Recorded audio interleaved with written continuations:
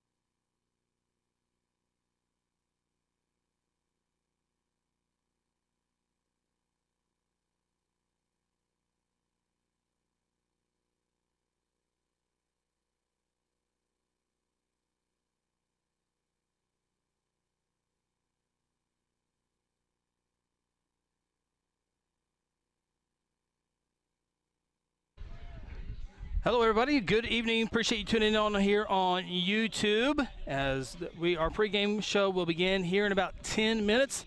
here on the YouTube channel and 93.7 FM KSBI. We got everything muted right now simply because we don't want the music to go onto YouTube. Then YouTube gets onto us for putting music on there. So that's why there's silence right now. But everything appears to be a go from here from Jones, and we'll get into how all this happened a little bit later on once we officially start our pregame show. But basically, Jones found out at 9:30 this morning that Meeker could not play, and Guthrie, they called a few other schools, and Guthrie was the final phone call, and Guthrie accepted the challenge, and we'll tell you why Guthrie accepted this game. It was kind of weird, but once we explain it all, hopefully we explain it the right way. It'll make sense to why Guthrie is playing tonight, and it is definitely a good thing that Guthrie is playing tonight. And Jones Longhorns, a Class 2A program, but a very talented program. They have been an Oklahoma powerhouse over the last several years. So we'll talk about that here in a little bit. Pre-game show begins at 6:30. So we're about 9 minutes away here on YouTube, as well as our radio dial 93.7 FM KSBI all across north central Oklahoma. We'll talk to you in about 9 minutes.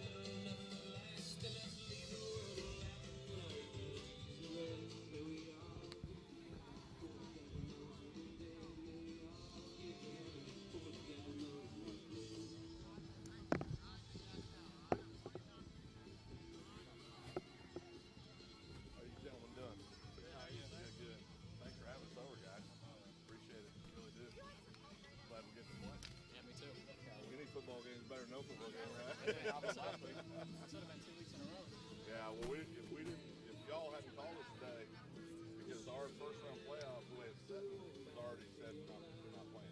Really? So we'd be 21 days without a game. Wow. So it's just crazy. Oh, y'all got first round bye? Well, we weren't supposed to, but they can opt out. And in the Southeast, there's trash, so we don't opt out. They're 1-7. Yeah. I hope you guys put a run together. I hope it starts after tonight. That's the right attitude.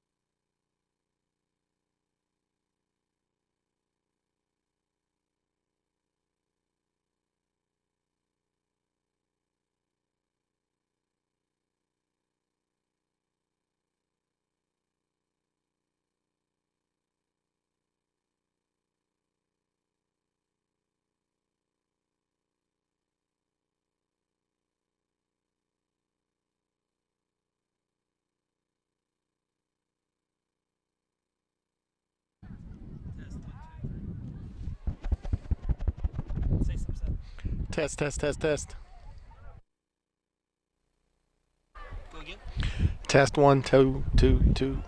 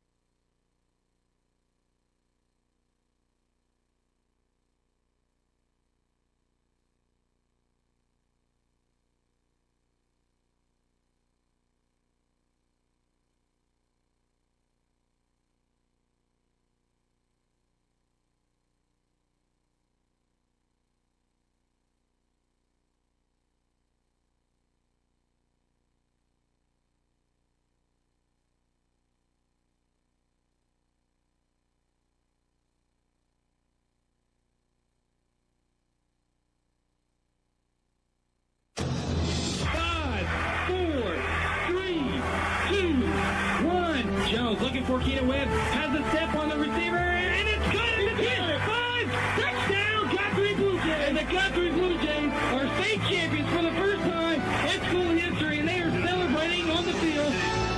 The following is a production of Guthrie Football, 4-time state champions. Staley gets the snap. He's running with it left side. Touchdown, Blue Jays. Guy Staley and the Blue Jays regain the lead. Next time that I talk to you, I will be talking to the greatest team in Guthrie High School history. The Blue Jays are looking to add yet another gold ball made of Guthrie blue. Ryan Dutton takes the snap, and there you have it. The 2011 Class 5A state champions are your very own Guthrie Blue Jays for the third time in school history, and they have dashed onto the field. Motion to the left side. They run to the left side with Alexander. Across the 5, to the 1. Touchdown! Ida Alexander. And for the fourth time in school history, the Guthrie Blue Jays are your Class 5A state champions, and strike up the band one final time. One thing that will never be replaced is MTXE. Mental toughness, extra effort. It's being determined to win in the face of all odds, all obstacles, and coming together as a unit to accomplish that. Year after year, the Blue Jay offense is amongst the most prolific offenses in all of Class 5A. Option reverse to Callis. Callis looking for a wide open place. Hastings, can they connect? He does! Touchdown, Blue Jays! Reverse pass, and the Blue Jays are on the board. Strike up the band! It's that time again. It's time for Blue Jay football. Hit hard, Landry Chapel gets every Blue Jay fan off their seat. It's now Strike up the band! on the Guthrie Radio Network. You've got Guthrie football. Open up minds. It's time to go. Launch authorization received. 15 seconds initiated. 3, 2, 1.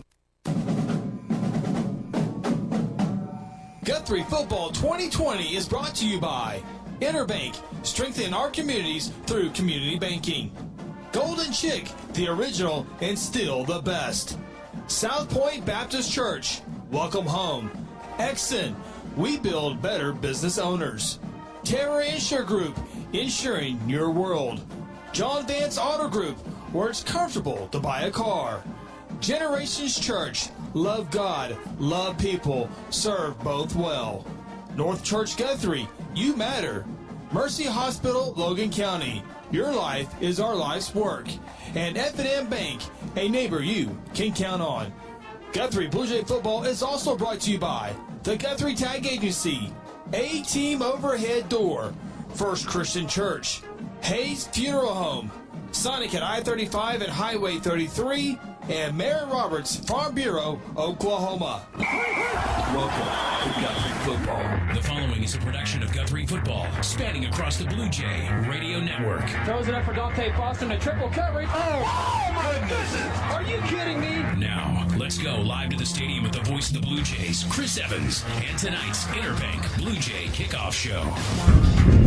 The Guthrie Blue Jays have landed in Jones, Oklahoma. Welcome to Guthrie Blue Jay Football. This is the Interbank Blue Jay Kickoff Show as the Guthrie Blue Jays take on the Jones Longhorns, along with Mason Russell and Kel Evans on our video crew tonight for our YouTube page. Simply go to youtube.com, search Guthrie News page, or simply go to GuthrieNewsPage.com.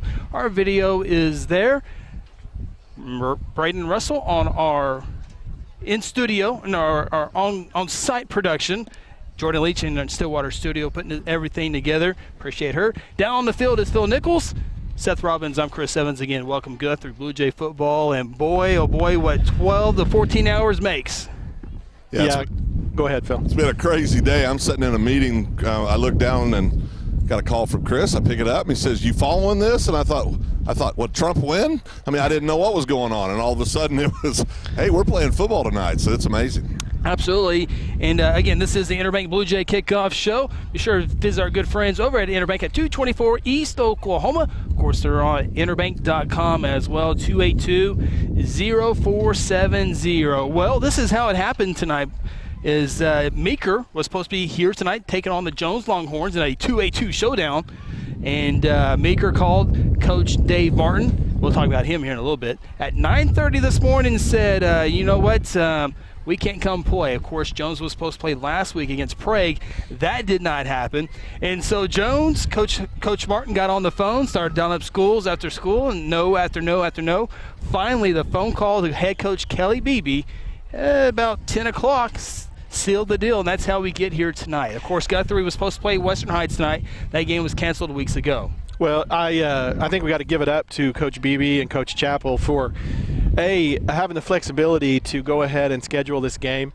You know, you could look at it a lot of different ways. Short trip over here makes sense to get a ball game in this weird, unprecedented year we've been in. But you could also look at it and say the Blue Jays don't have a lot to gain from this ball game tonight other than they need to get on the field in some live game action. And so, hey, a lot of credit to Kelly Beebe for going ahead and having the courage to go ahead and take this ball game. And we'll get into it a little bit later on, but there's a reason why Coach Kelly Beebe pulled the trigger today as well as some forecast down the road. But before we get to that, Phil, you're a Guthrie Blue Jay player. You kind of practice ready for the playoffs next week, and then about 10 o'clock you realize you're playing a football game today. Yeah, and then you factor in that the kids have been going full speed, full pad, full contact, all week, and including yesterday, they're out there rocking and rolling, getting ready for next week, the first round. So definitely a deal. But I talked to a few of the kids down here from Jones, talked to a few of the kids from Guthrie, and everybody says the same thing. We're just glad we're playing football. So it's, that's I think the attitude everybody has right now. Well, one cool aspect of this matchup, and a lot of people don't realize this, but Guthrie and Jones used to be in the same youth conference together in Deep Fork Valley. So every kid taken part in this game tonight that's been in the Guthrie community or the Jones community, all freshmen through senior, they will have played each other. Many of these Guthrie kids, Josh Raines, senior quarterback, Caden Ballard Stevenson, senior receiver, Hayden Calvert, a freshman. They've all played on this field. So despite the fact, correct me if I'm wrong, partner, this is the first ever meeting at the high school level between Guthrie and the Jones Longhorns. All of these kids have played each other. So there's some familiarity. And speaking of that familiarity, the Guthrie parents and the Guthrie players know number 3 Carson May from the Jones Longhorns very well. And we'll talk about him in our next segment. Here's why Guthrie pulled the trigger, I think, tonight. It's something that we had thought might happen 2 or 3 weeks ago when the OSSA changed things up as far as everybody's in the playoffs. And you know how I am with rankings and charts and all that good stuff. If Guthrie finishes 3rd in the district tonight, meaning if Piedmont beats Woodward, Guthrie will finish 3rd. If Woodward beats Piedmont, then Guthrie finishes 4th. If Guthrie finishes 3rd, they would play the 6th team over in District 5A1, which is Southeast High School. Southeast High School, either today or late last night, has opted out of the playoffs. Therefore, Guthrie, if they do finish 3rd and were to play Southeast, that game would not happen next week. So Guthrie was off last week. They had been off this week and the first round of playoffs. That's 21 days of no football. Coach Kelly Beebe saw that might happen. We need to play football. Well, and I think the thing is you factor in COVID, which nobody knows what's going to happen there. God forbid, but if something did happen tonight, there were kids that have to be in quarantine, you've got time now that you're not going to, the chances are you're not going to be playing that next week, that you're still okay going into the second round of the playoffs. So there's a lot of factors with that, I think, but it's just add to the insanity of 2020. And I think it's cool because 2 great programs in their own right, with the Jones Longhorns, the Guthrie Blue Jays. Both programs have had great success over the years in their respected classes. And so it's going to be a fun game tonight. A lot of great football players down here. And obviously I think we all believe Jones has the best football player on the field tonight. Well, and the cool thing is, like you said, Phil, tradition aside, you've got Coach Martin of the Jones Longhorns, an offensive guru. Yes. Taking on Kelly Beebe, many of us feel probably one of the finest defensive coordinators in the state of Oklahoma, if not at the high school level, the best defensive coordinator in the state of Oklahoma. Be great to see that meeting of the minds tonight. Absolutely. And one final thought, because we're going to break down Jones and Guthrie here in our next few segments, but the thing to watch tonight on our South Point Baptist Church scoreboard update throughout the night is the Woodward-Piedmont game, because if Woodward wins, although Guthrie beat them by 2 or 3, 4, whatever it was, Woodward would actually be in the 3 spot and Guthrie would be on the 4 spot, simply because Woodward would have 3 district wins, Guthrie would have 2 district wins. If Woodward wins that and pulls Guthrie down to the 4 spot, more than likely it'll be the Noble Bears coming to Jelsma Stadium next week for a first round playoff game. So either way, what you're saying is the Blue Jays will either have a playoff game next Friday night at the Rock or in 2 Friday nights at the Rock. No. Next week is either a game against Noble or a bye week. Okay. And then that next Guthrie game would be on the road to, Duncan, El Reno. El Reno, probably. Reno, yeah. El Reno's the 1 seed. So where is the Woodward-Piedmont game tonight? I'm not 100% sure. I'll look at it during the break because that's the game we'll update you throughout the night. So with that, let's go ahead and take our opening time out here on the Interbank Blue Jay Kickoff Show, because we got to break down this Jones Longhorns. Don't let the 2A fool you. They are an Oklahoma powerhouse, and we'll explain all that after opening timeout. This is the Interbank Blue Jay Kickoff Show from Jones, Oklahoma. Interbank wishes all the Guthrie Blue Jay student athletes a great season and will be cheering the whole way. Interbank is proud to be a part of the tremendous momentum in Guthrie with the growing success of our schools and city. Interbank continues the winning tradition of taking care of their customers with personal and business banking. Located just blocks from the Rock at 224 East Oklahoma, or by phone at 405-282-0470. Interbank, in it for you. Member FDIC. For decades, Guthrie Athletics has been a source of pride in the Guthrie community. Hi, I'm Merritt Roberts, and I've been a Blue Jay supporter and Farm Bureau agent for many, many years. I want to wish all the Guthrie student athletes not only a great season on the field, course, track, or court, but in the classroom as well. If integrity, honesty, and accessibility are important to you, call Farm Bureau at 620-4920 and ask for Merritt. I would welcome the opportunity to give you a professional evaluation of your insurance needs, or simply stop by and let's talk about the Jays.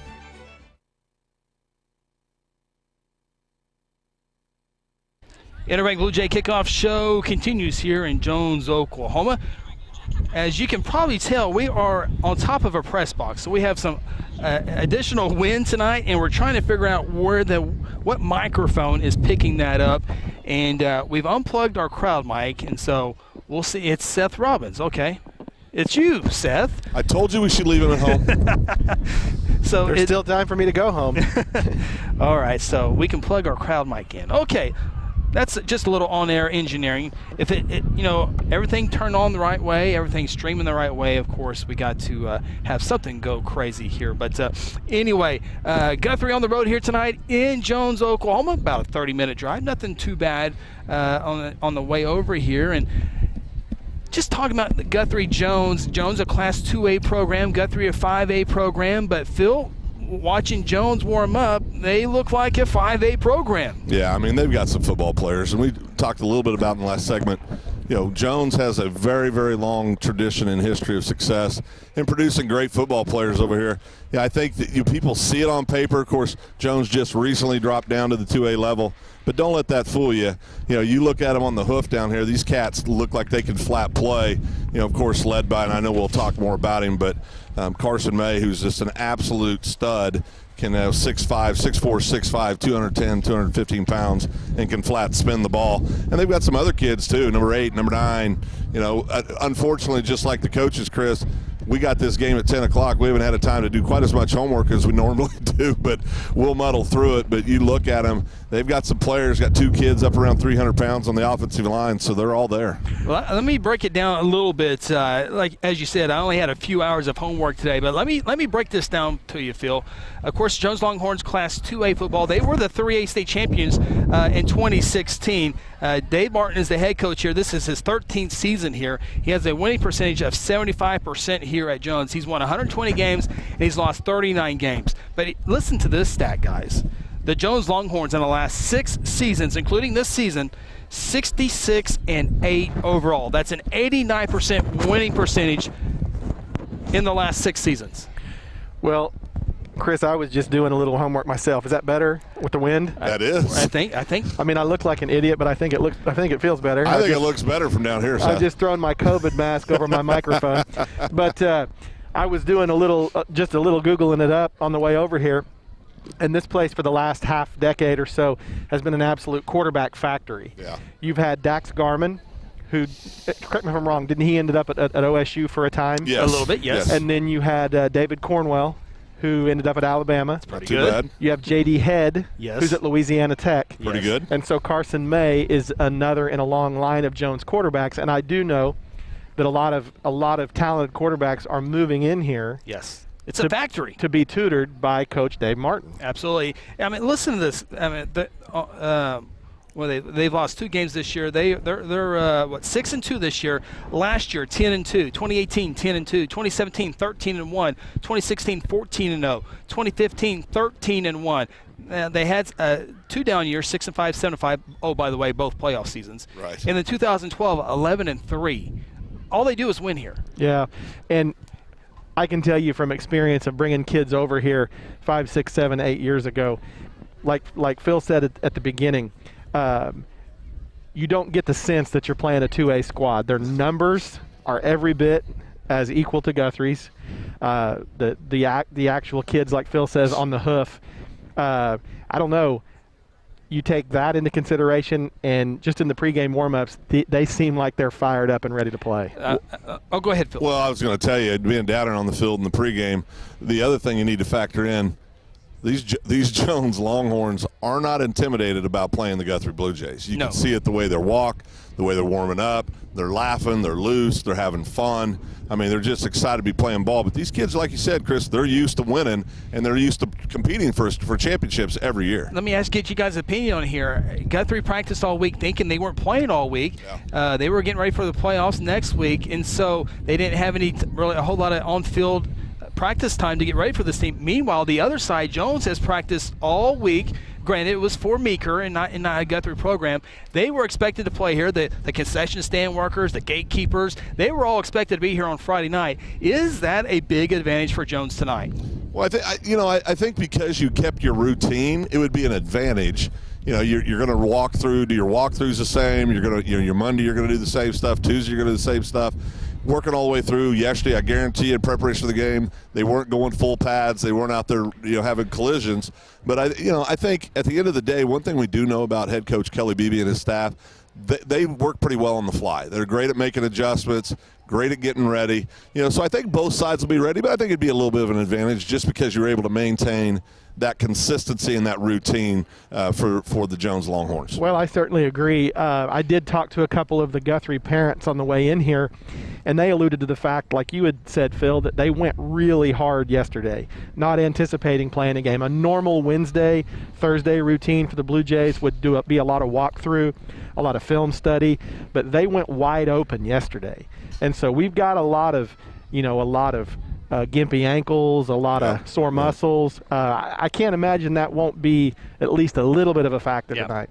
We'll definitely find out. Guthrie Blue Jays taking on the Jones Longhorns. We're a little over 10 minutes away from kicking off this big contest tonight. Non-district game, of course, and it'll be a fun game. Glad to be here on Hot 93.7 FM KSBI. Take another time out here on the Interbank Blue Jay Kickoff Show. When we come back, we're going to talk about the 6'5" Carson May and why he will be a Division I quarterback here in 2 to 3 years. Back after this. This is the Interbank Blue Jay Kickoff Show. Have you heard the big news here in Guthrie? You know the Guthrie Tagging Agency is your local source for all your vehicles, boats, ATVs, trailers, titles, registrations, and of course driver's license renewals and replacements. But now, the Guthrie Tagging Agency helps with driver's road tests. That's right, take your road test right here in Guthrie. No more trips to Edmond or Stillwater or Enid. Call and schedule your appointment at 282-3873. Guthrie Tagging Agency, open Monday through Friday from 9 to 5 and on Saturdays from 9 to noon. At South Point Baptist Church, we want you to cheer loud and be proud as we send the Blue Jays to victory. Afterwards, join us each Sunday in our friendly family atmosphere. South Point invites you, your family, and friends to join us each week with Sunday school beginning at 10 a.m. and our morning service at 11 a.m. South Point wishes all students this season to make fun and exciting memories not only on the playing field, but in the classroom as well. And as always, go Blue Jays!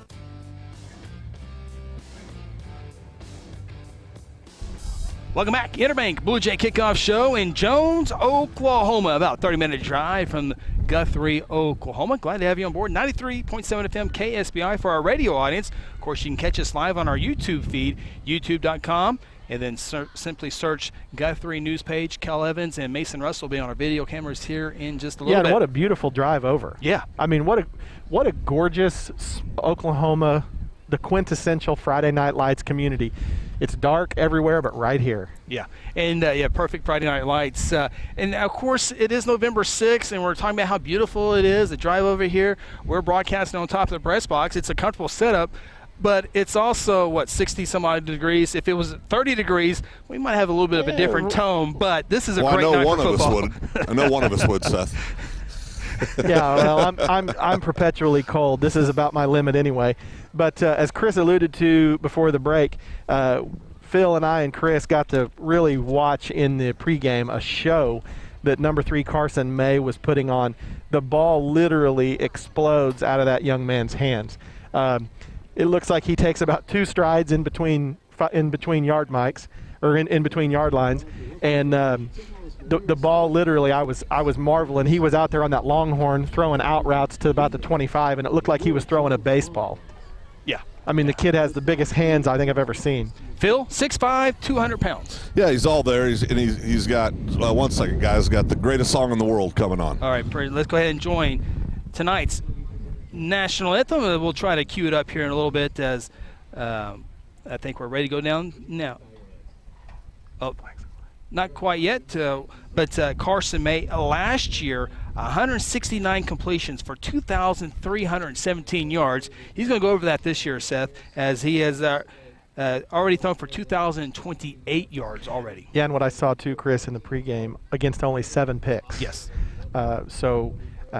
Started as a sophomore, large amount of growth between a sophomore and junior year, physically and as a player.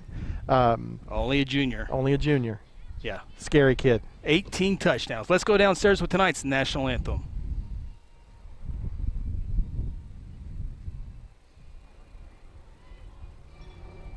I don't think we're going to be able to get that. So let's go ahead and take another timeout here.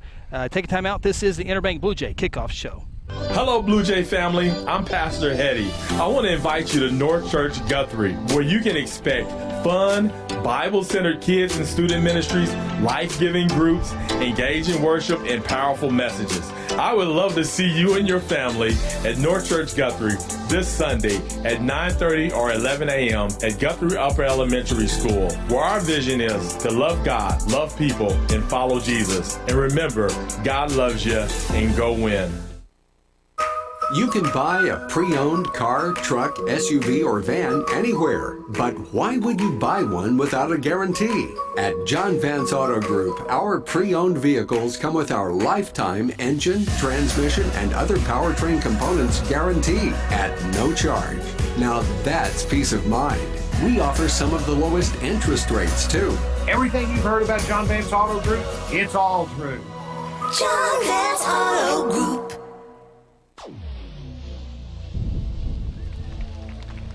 Welcome back to Jones, Oklahoma, here on the Interbank Blue Jay Kickoff Show. Phil Nichols, Seth Robbins, Chris Evans with you as we get set for the 2A Longhorns and the 5A Blue Jays. Wish we could have brought you the national anthem, but just simply too low. Yeah. It looked like it was over the PA system, I think it was. So a low deal. Sorry, we couldn't bring that to you, but we're a little over about 6 minutes away from kicking off this contest here. Again, we were talking about the 6'5", 200-pounder Carson May. Remember, he's only a junior, and he'll be one of the top quarterbacks next year for sure. He's already a big prospect this year. Sports Illustrated has already called him the top prospect in the class of 2022. Okay, there you go. Has one Division I offer from Old Dominion.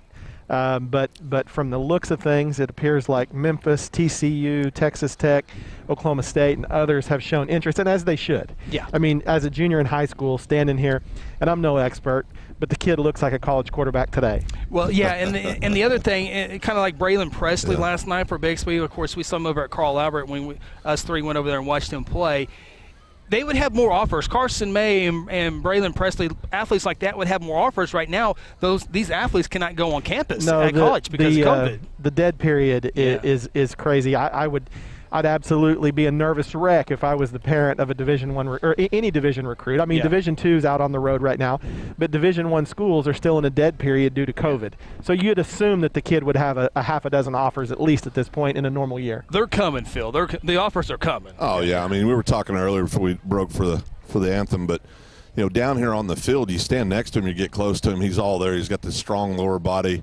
Great, looks really strong with upper body, but he's very quiet. I mean, I was talking to one of the coaches down here for Jones, and he said, that's one thing with him. He's a very humble, very nice young man, almost to the point where they got to coach him up a little bit because he's just not that gregarious, outspoken type leader. Lets his play do his talking for him, which we'd all rather have that anyway, right? But he's just an amazingly talented young man, and it'll be a lot of fun just to watch him throw the ball around tonight. Yeah, he's completing about 60% of his passes right now, and he's been working on his footwork. He's not going to run a whole lot, but when he does, he can break loose a little bit. But 96 rushes this year for 528 yards. Does have 10 touchdowns rushing this year to go with 18 through the air. So he can use his feet when needed to get out of trouble or to elude that rush. And we'll go over some keys here in a little bit. The captains get ready to come onto the field.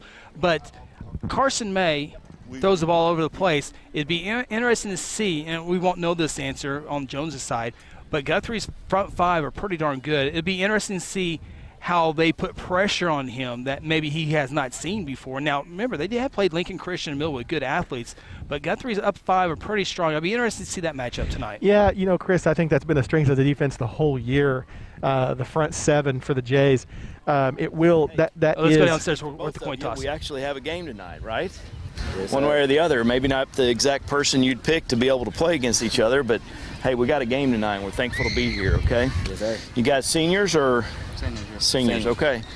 You never know when your last game is, so put it all on the line out here tonight, okay? Yes, sir. Play as hard as you can. We're going to give you the best effort we've got, and draw attention to us if you have any problems that we need to deal with.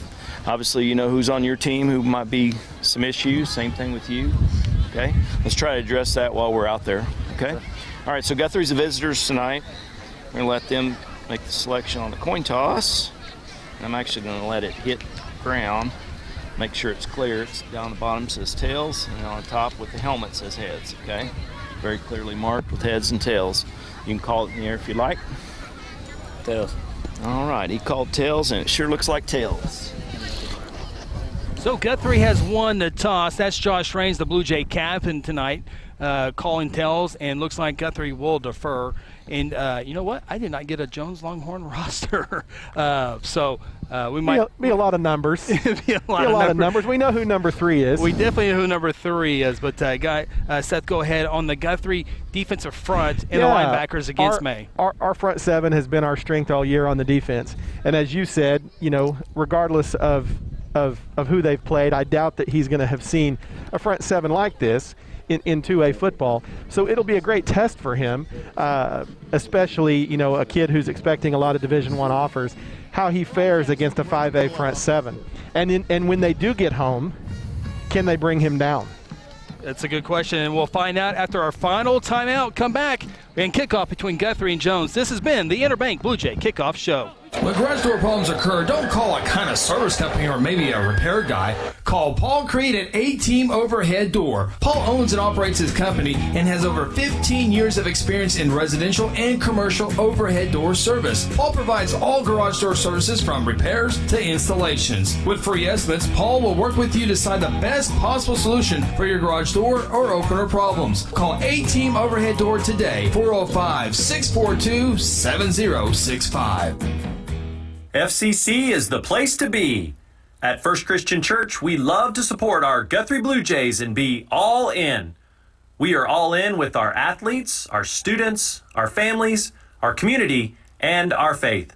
We have something for all ages and would love to have you join us for worship in person or online at 10:30 a.m. on Sunday mornings. Join us as we continue to be all in, serving Christ and growing in faith. And as always, go Blue Jays! Interbank wishes all the Guthrie Blue Jays student athletes a great season and will be cheering the whole way. Interbank is proud to be a part of the tremendous momentum in Guthrie with the growing success of our schools and city. Interbank continues the winning tradition of taking care of their customers with personal and business banking.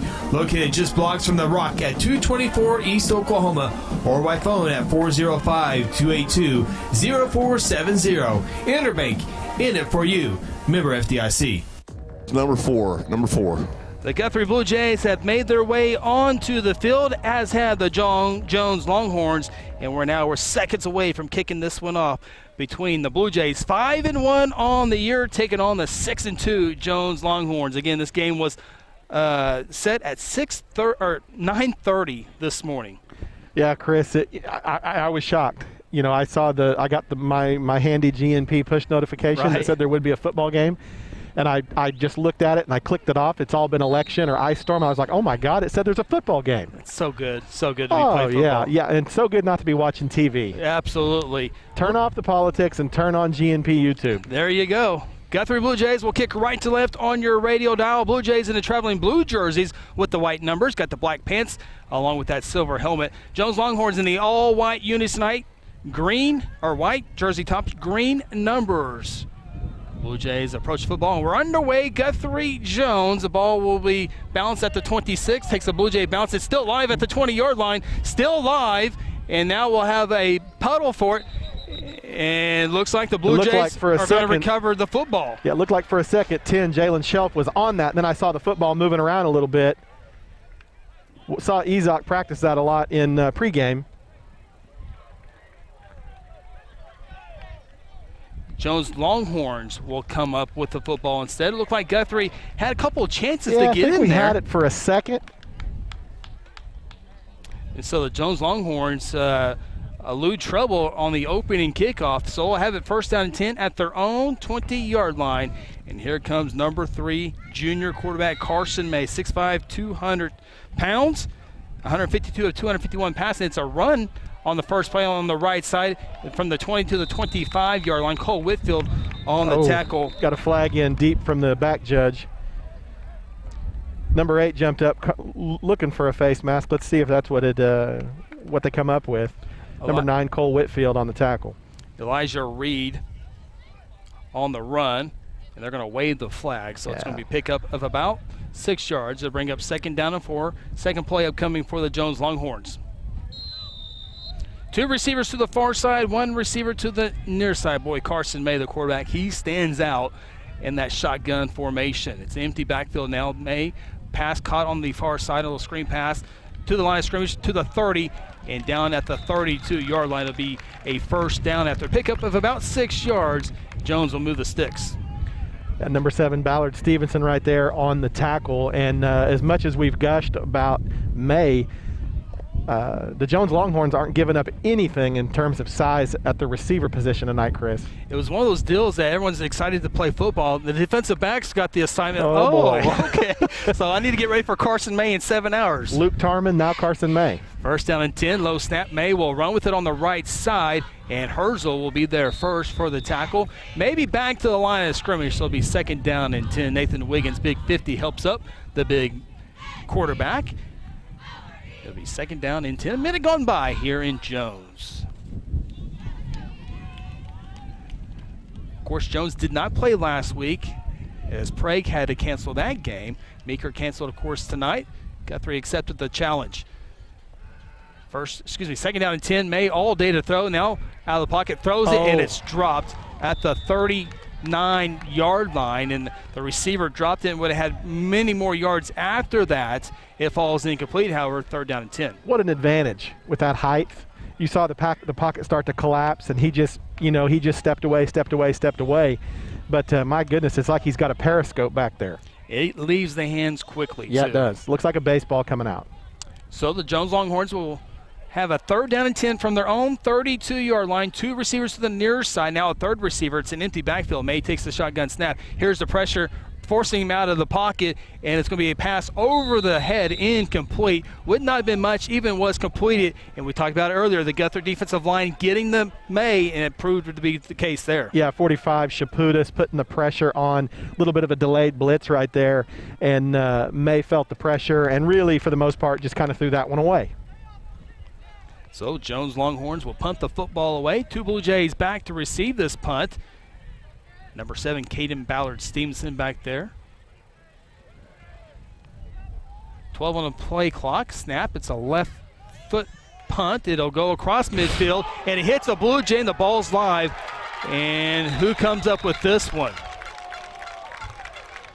So there was a loose ball in the kickoff. There's a loose ball in the punt, and it's just bad luck. Just purely bad luck for the Blue Jays right there, Chris. That punt hung up in the wind, and the coverage, the blockers for Guthrie ran right underneath it. Never saw it hit him right in the back. Yeah, the Blue Jay running backwards from the ball to set up a block, and it just came down on him, and Jones was in the right place at the right time. Yeah, nothing you can do about right there. Can't coach around that, can't correct that. It's just one of those dumb things that happens sometimes. So Jones will get the football back at the Guthrie 43-yard line.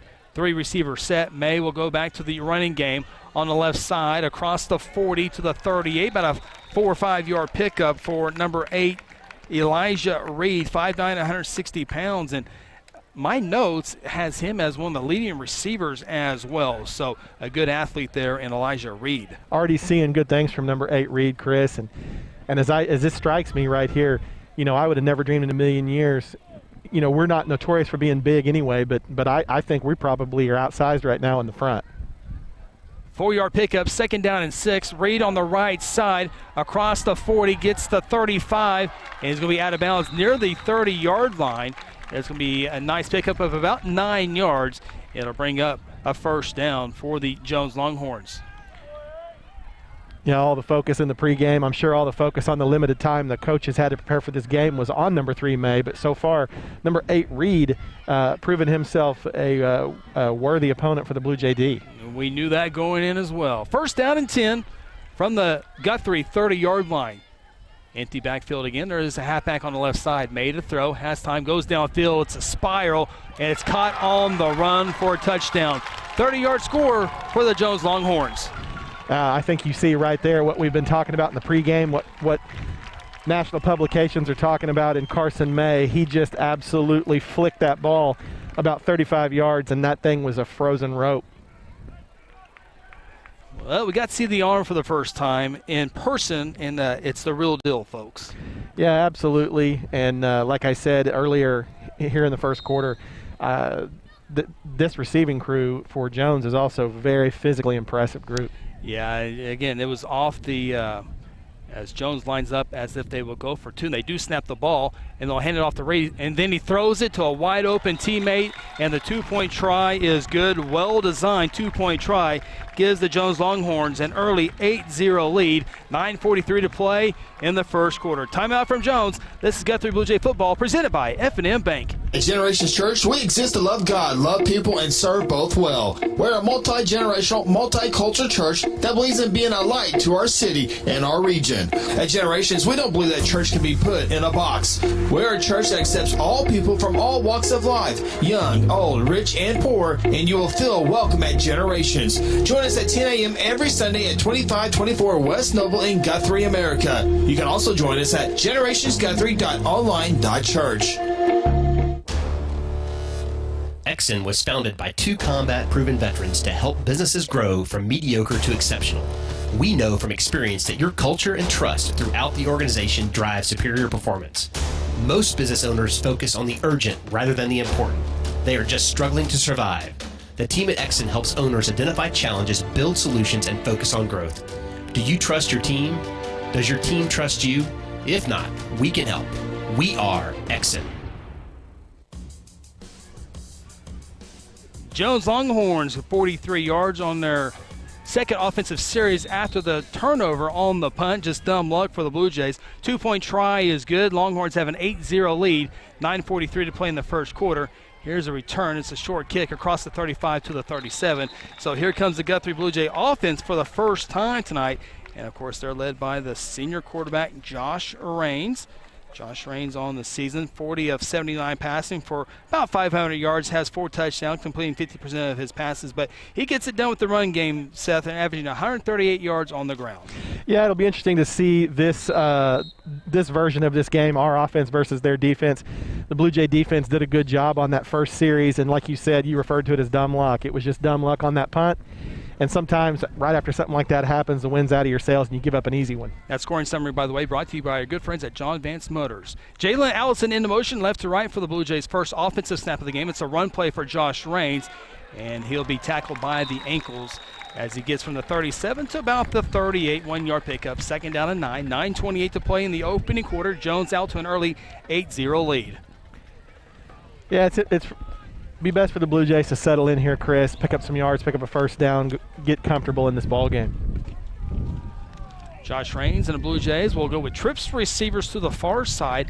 Isaiah Hammonds is the sophomore running back. We'll talk about him here in a little bit. Second down and 9, and it will be a run play for Isaiah, the sophomore. Cuts to the 40, 45. That's a first down as he gets up and around the 47, 48-yard line. 10-yard run for the sophomore. Good burst of speed right there by 30 Hammonds, and that was one of the things Phil and I were talking about in the pregame.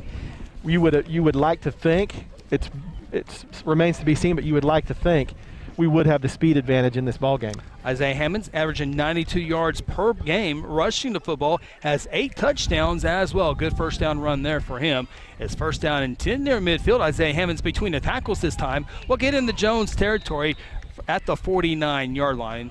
It'll be a pickup of about 3 yards. Second down and 7. Blue Jays moving right to left on the radio dial. Got the wind with us. As you alluded to in the pregame, we're having a little trouble with the mics with this wind. And the Blue Jays right now have that wind at their back. I would say it's probably about a 15. And we saw it with the kickers warming up that it is a factor.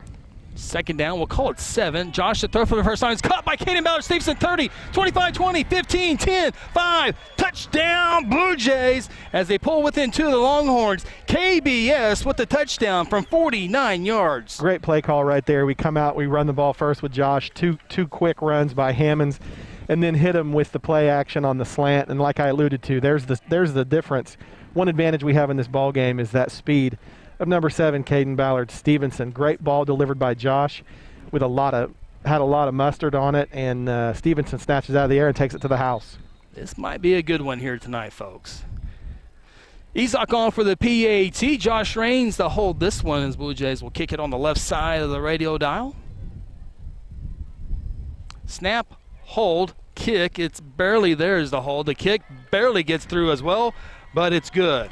There's that wind I was talking about, Chris. Blue Jays pull within a point, 8-7. KBS with a 49-yard touchdown pass. Timeout from Jones, Oklahoma. This is Blue Jay football presented by F&M Bank. At Terra Insure Group, you'll be helped by lifelong Blue Jay fans, Jason Herzl, Dennis Oaks, and Seth Robbins. They aren't limited to any single provider. They'll work with you to find the carrier and the plan that fits you best. Terra Insure Group is an independent insurance agency specializing in home, auto, and commercial lines of insurance. Call Terra Insure Group at 293-4880 or stop by at 2403 South Division or visit them online at tigok.com. Terra Insure Group, insuring your world.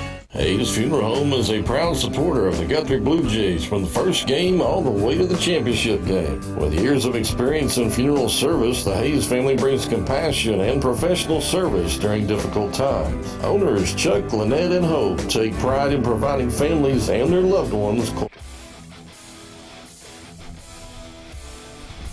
Blue Jays on the scoreboard, 49-yard touchdown pass. Josh Raines, the Caden, Ballard, Stevenson all sit up while the run game. Absolutely, the play action right there. The linebackers from the Longhorns sucked down, and it created a void in that zone, and Stevenson took it to the house. Here's the kick.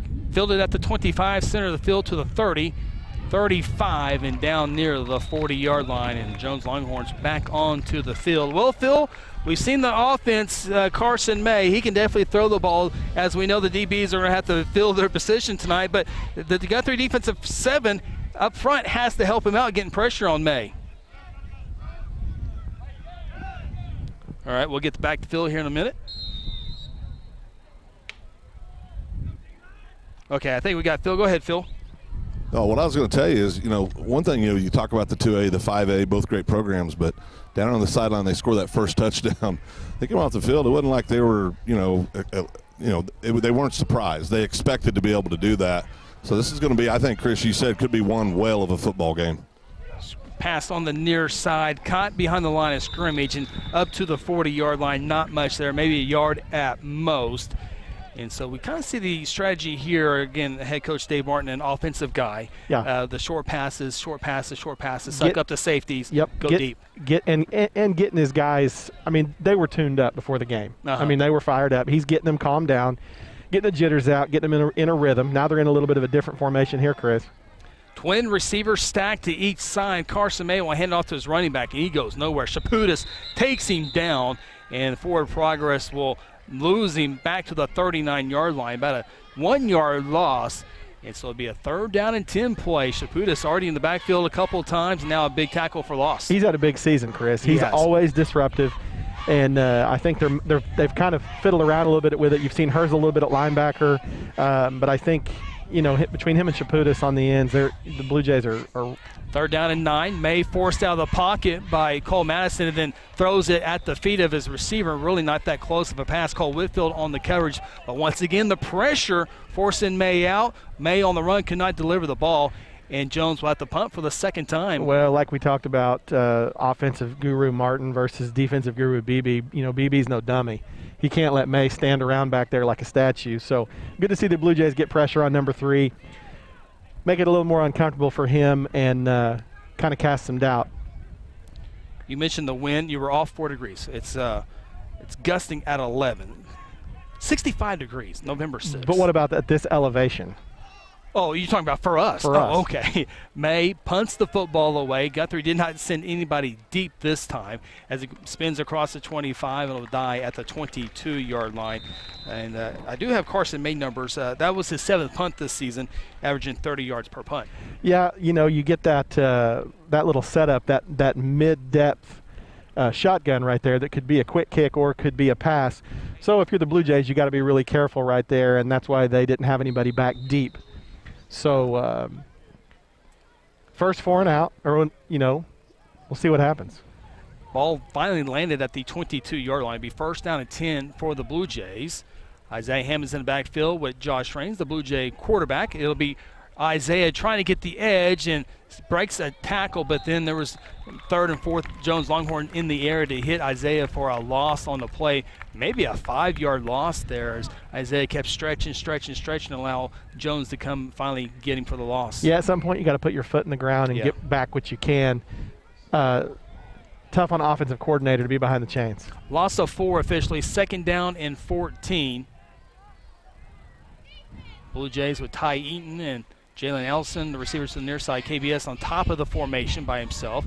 Joshua, the lead play on the right side. Isaiah leads the way, but it's not much, maybe 1 yard. It'll bring up a 3rd down and 13 passing situation here for the Blue Jay offense, who went 49 yards on a touchdown pass on their first drive of the ball game.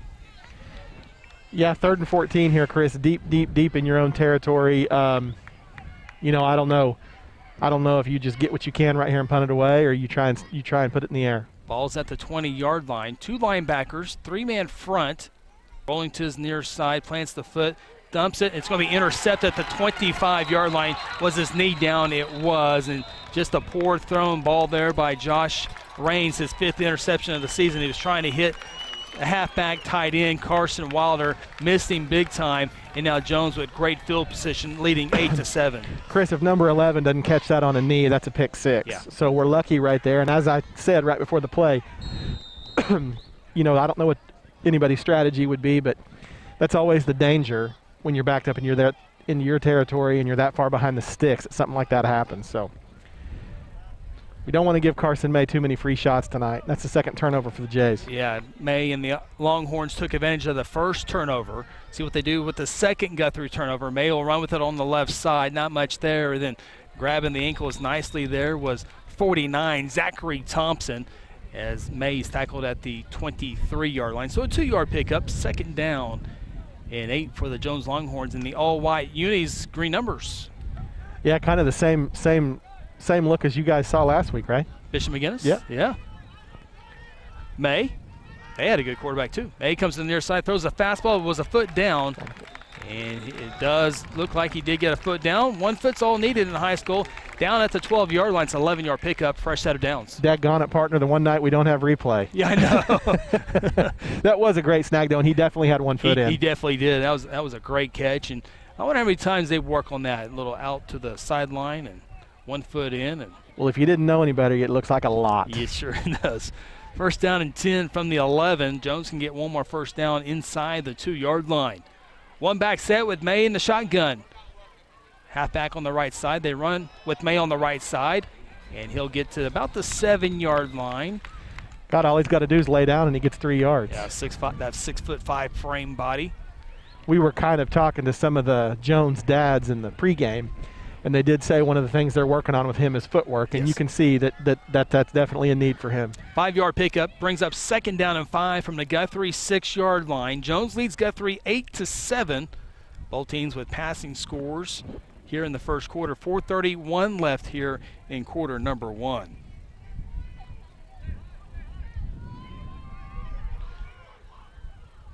May gets the shotgun snap. He'll run on the left side, dances a little bit across the 5, still about a 1-yard pickup, Seth, so it's going to be 3rd down and about 4. Again, Jones can get 1 more 1st down inside the 2-yard line. Next snap will be under 4 minutes here in the quarter number 1. I'm kind of worried about what Coach Martin might be setting us up for right here. That's a little bit of a curious play call for this guy.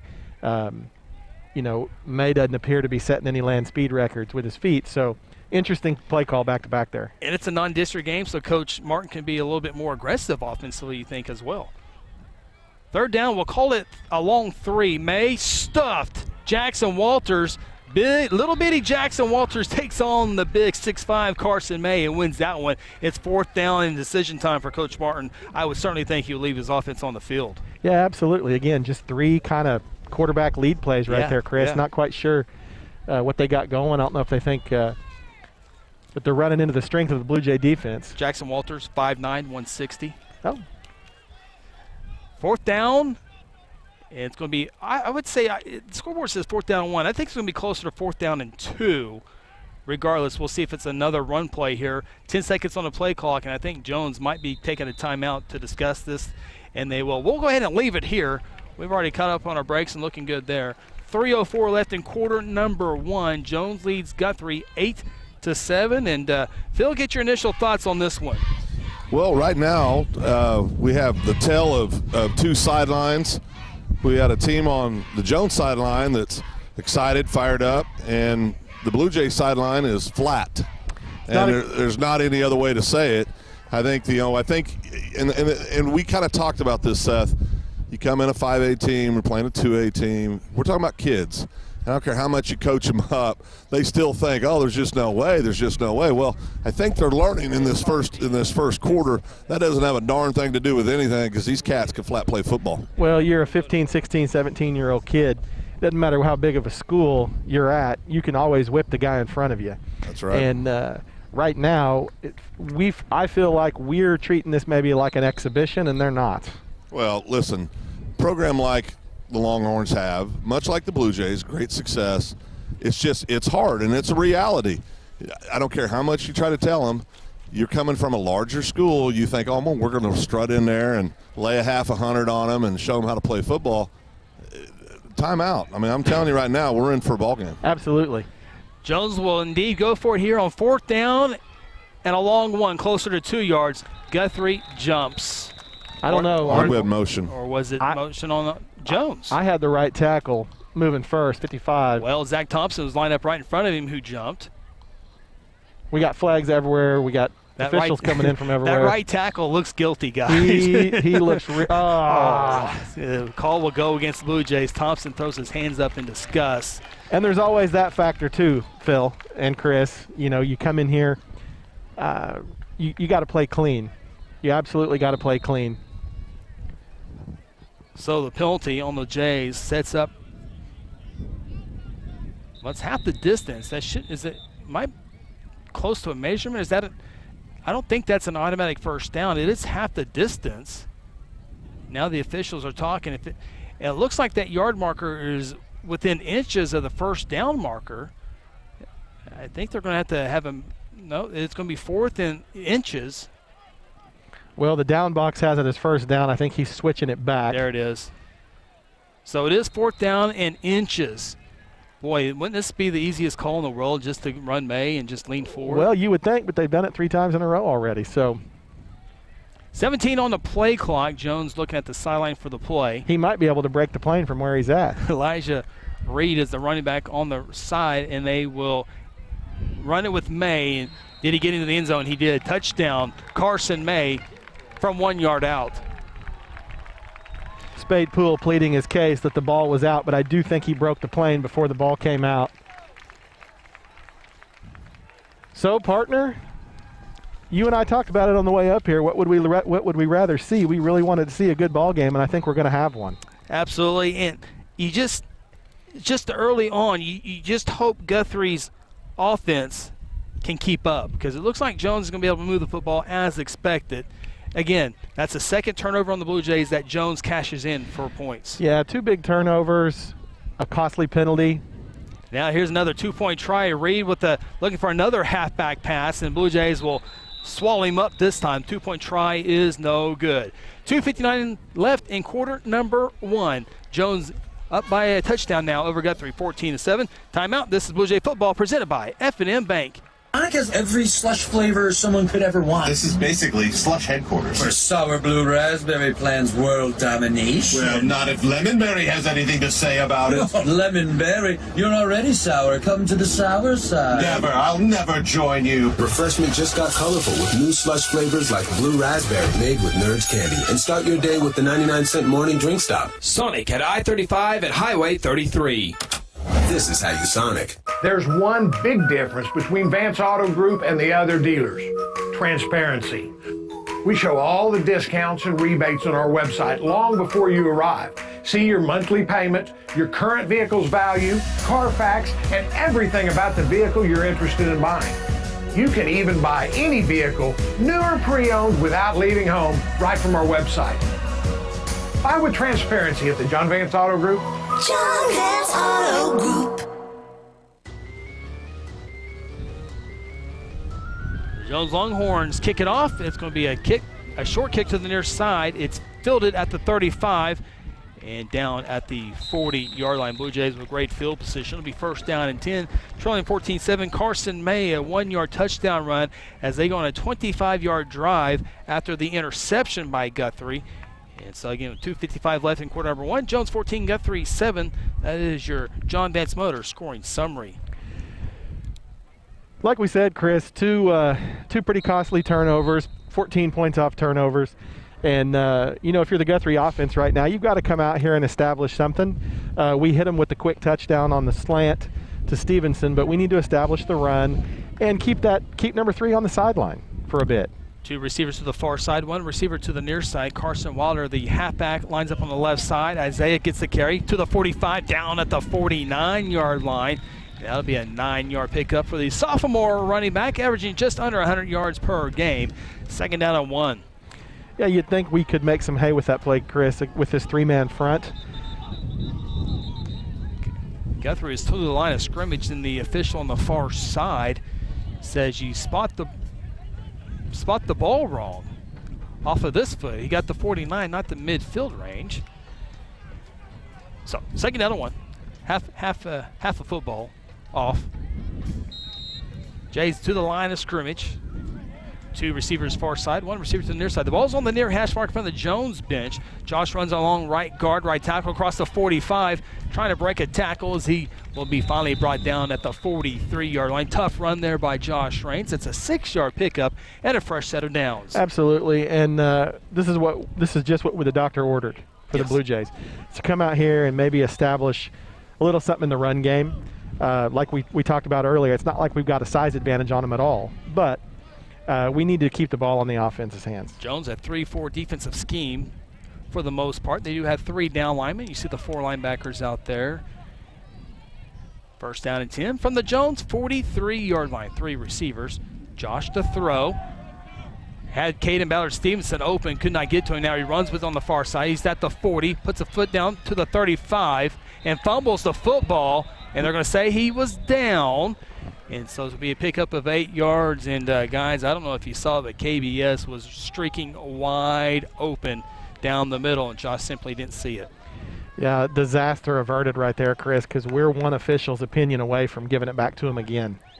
2 turnovers in the first quarter. Minute 40 left in quarter number 1. Jays down to touchdown, 14-7, but driving here as they now have it at the 35-yard line. Second down and 2. Isaiah runs for the first down and a little bit more as he's tackled at the 30-yard line. 5 tough yards, for the sophomore. It's a fresh set of downs for the Blue Jays.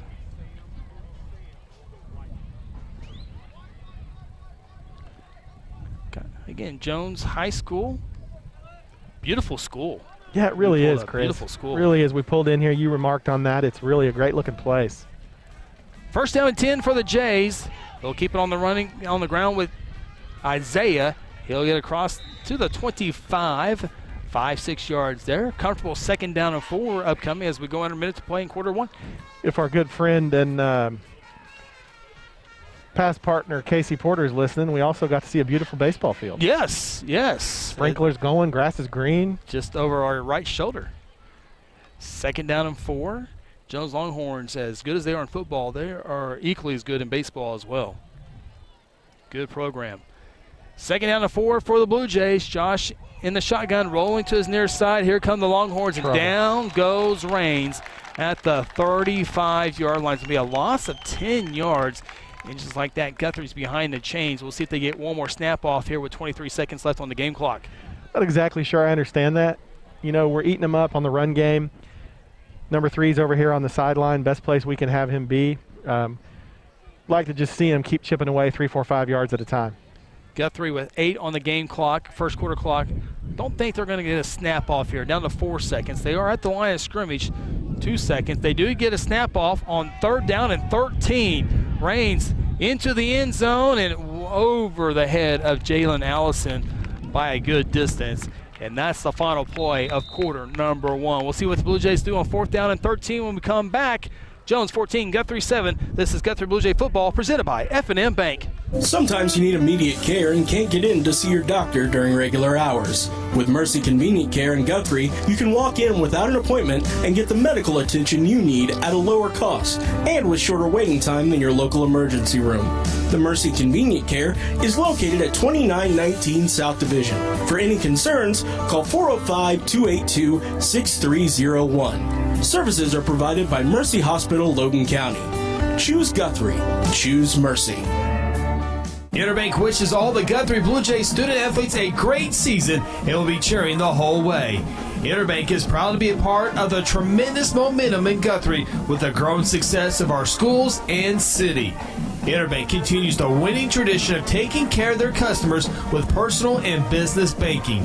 Located just blocks from the Rock at 224 East Oklahoma or by phone at 405-282-0470. Interbank, in it for you. Member FDIC.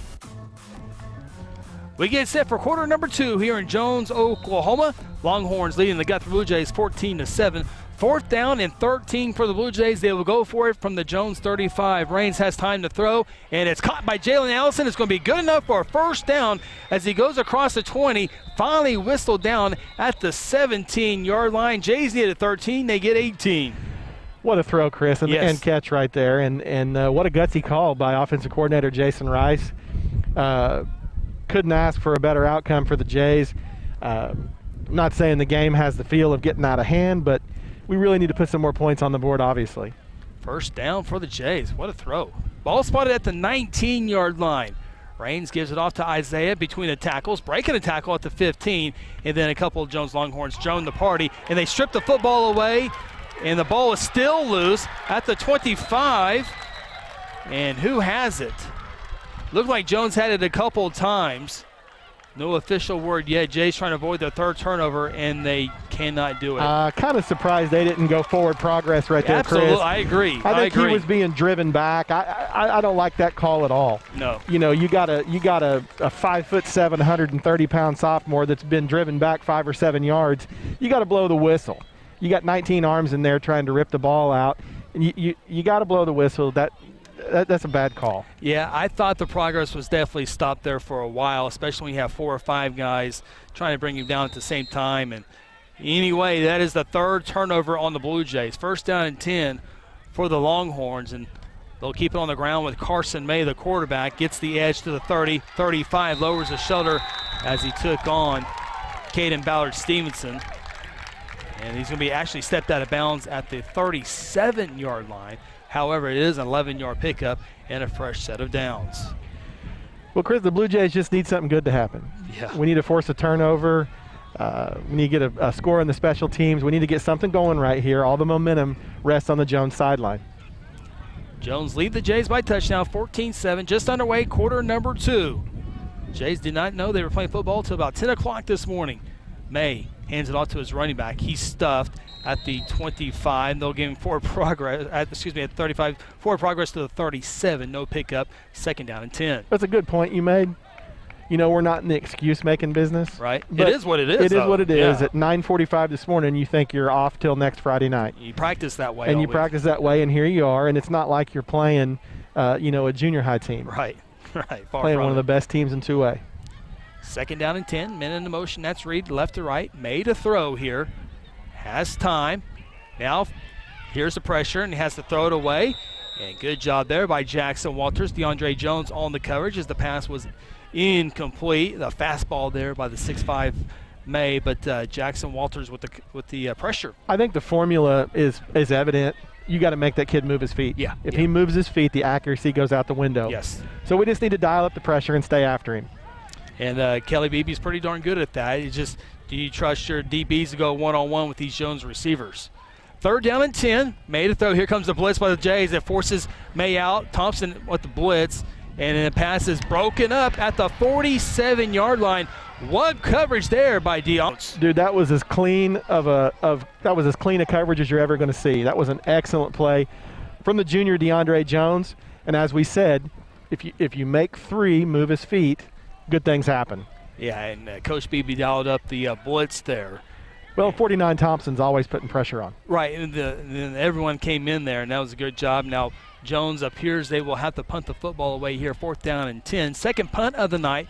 May in the shotgun, it's a punt, and Guthrie did not put anybody back, and so this will take a Jones bounce inside the 25, and it'll be down at the 21-yard line. So, again, the recipe is there. I think Guthrie, it's one thing to tell the kids this is what we're going to do, but then when they do it and have success with it, maybe dials in and goes, okay, here we go. Well, we saw a little more from the Blue Jays right there on that defensive series. Yeah, you see, you know, right down here a second ago on that 11-yard run by May, he finished strong into Caden Ballard Stevenson. Yes. Hit him hard. You know, there's probably a 50-pound difference and a half a foot. Mm-hmm. Ballard Stevenson jumped up. It looked like the defense woke up right there. Yeah. So let's hope it carries over to the offense. Yeah, it's like KBS, like, I accept the challenge. Yeah. Let's do it. Yeah, we're playing football. Yeah. 1st down and 10 for Guthrie. Offense back on the field, starting at their own 22-yard line. Wilder, the halfback on the left side. Josh Raines did not give it off to Isaiah, and he pays for that decision as he's tackled at the 18-yard line. Loss of 4. 2nd down and 14 for the Jays, who have been behind the chains a little bit too much here in this first half. You mentioned in the pregame we don't have a Jones roster, but the nose guard number 90 is very disruptive. He's going to make that play right there difficult on us. 2nd down and 14. 16 seconds on the play clock. Josh will now look at the sideline. Offensive coordinator Jason Rice. Blue Jay coaching staff relaxed dressed tonight. Here's the snap. Josh throws it downfield. Hit as he throws it. It's incomplete at midfield as he's looking for KBS. Pass falls incomplete. 3rd down and 14. Well, you made the comment about being behind the chains, and when you get behind the chains, you got to throw it. And right now, they're going right into the teeth of that 11 to 15 mile an hour wind you talked about. Passing game may not be as successful, but we're going to have to establish the running game. We're going to have to start getting the edge. It doesn't look like we're going to make a lot of hay going up the middle on these guys. No. So the incomplete pass. 3rd down and 14 from the 18-yard line. KBS in motion. All 3 receivers on the near side. Josh rolls to the near side, plants his feet. Fastball through the hands of KBS at the 29. Still would have been about 3-4 yards shy of the 1st down if KBS fields that strong right-handed pass there. Now Guthrie will have to punt the football away. Yeah, I feel like Stevenson and Allison kind of got a little wadded up on that play. I think Stevenson was looking for the wheel route, and him and Allison kind of crossed paths a little bit, just kind of uglied that one up a little bit. Josh Raines, punt formation, averaging 45 yards a punt this season. 4th down and 14 from his own 18. This one, though, into the wind. It's a good snap, Raines rugby style. Punts this one. It's a low line drive, bounce at the 45, takes a Blue Jay bounce into Longhorn territory, and it will be down at the 42-yard line. About a 40-yard punt there for Josh Raines. It was a good one, that rugby-style punt in the wind. Jones offense back on the field. 9:21 to play in quarter number 2. Jones 14, Guthrie 7. Jones with a touchdown and a 2-point try for their first score. 2-point try was no good after their second score. Guthrie's lone touchdown, 49-yard touchdown pass from Josh Raines to KBS. 9:21 left until halftime. Jones Longhorns, 1st down and 10 from their own 42-yard line. 2 receivers to the near side. They run to the near side, trying to get the edge is Reed. He'll get to the 45. They'll mark him out of bounds at the 46. It's a 4-yard pickup. 2nd down and 6 for the Longhorns of Jones High School. Chris, I know we had limited background on this game, being that it was set 7 or 8 hours ago. Do we have any idea where this crew's from? Officiating crew? Yeah. I would certainly thank the Oklahoma City Metro Association, yeah. Bishop Kelly leads Shawnee 21-0. Here's a handoff to Reed on 2nd down and 6. Bust loose into Guthrie territory, out of bounds at the 39-yard line. Impressive run there by number 8, Reed, Chris. He made that cut in the hole. Looked excellent. He did, yeah. We'll get to a South Point Baptist Church scoreboard update here in just a second on that Woodward-Piedmont game. Again, that game being played in Woodward tonight. We'll update you after this play here. 1st down and 10. Ball marked at the 39-yard line on the near hash mark. Empty backfield, 4 receivers and a halfback. May to throw, has time, far side, caught at the 30, 25, 22, he cuts it at the 15 to the 10 and tackled from behind. It'll be 1st and goal for the Longhorns. But Chris, when they go 4 vertical like that, it's tough. It's tough when you've got a guy, a college-ready quarterback sitting back there with time and 4 vertical routes. It's a tough ask for your DBs, especially with no opportunity for film, no opportunity to walk through what you're going to face. This game right here, taken today, is kind of a defensive coordinator's nightmare. 32-yard reception, 1st and goal, ball marked at the 7-yard line. I promise we'll get that South Point scoreboard here after this play, hopefully. Carson May, shotgun, has a running back on his left side. They'll run on the left side with May, and he has contact at the 6, and he'll get to the 5. 2-yard pickup. South Point Baptist Church scoreboard update. Piedmont playing in Woodward tonight. Piedmont Wildcats favored in that game, and they lead Woodward 14-0. In Woodward tonight? In Woodward. Okay. We have a timeout taken by Jones. We will keep it here. We're okay on our timeout situation. 8:16 to play in quarter number 2. Again, Jones 14, Guthrie 7. We can go through our South Point Baptist Church scoreboard updates here in Class 5A football. Carl Everett playing at Lawton Ike tonight in the 2nd quarter. 2 minutes left until halftime. Carl Everett 10, Eisenhower 0. Claremore leads Pryor 14-6. El Reno, District 5A1 champions, taking on the worst team in 5A1, Altus tonight. El Reno leads that game 34-0, that in the 1st quarter. Bishop Kelly, mentioned earlier, beating Shawnee 21-0.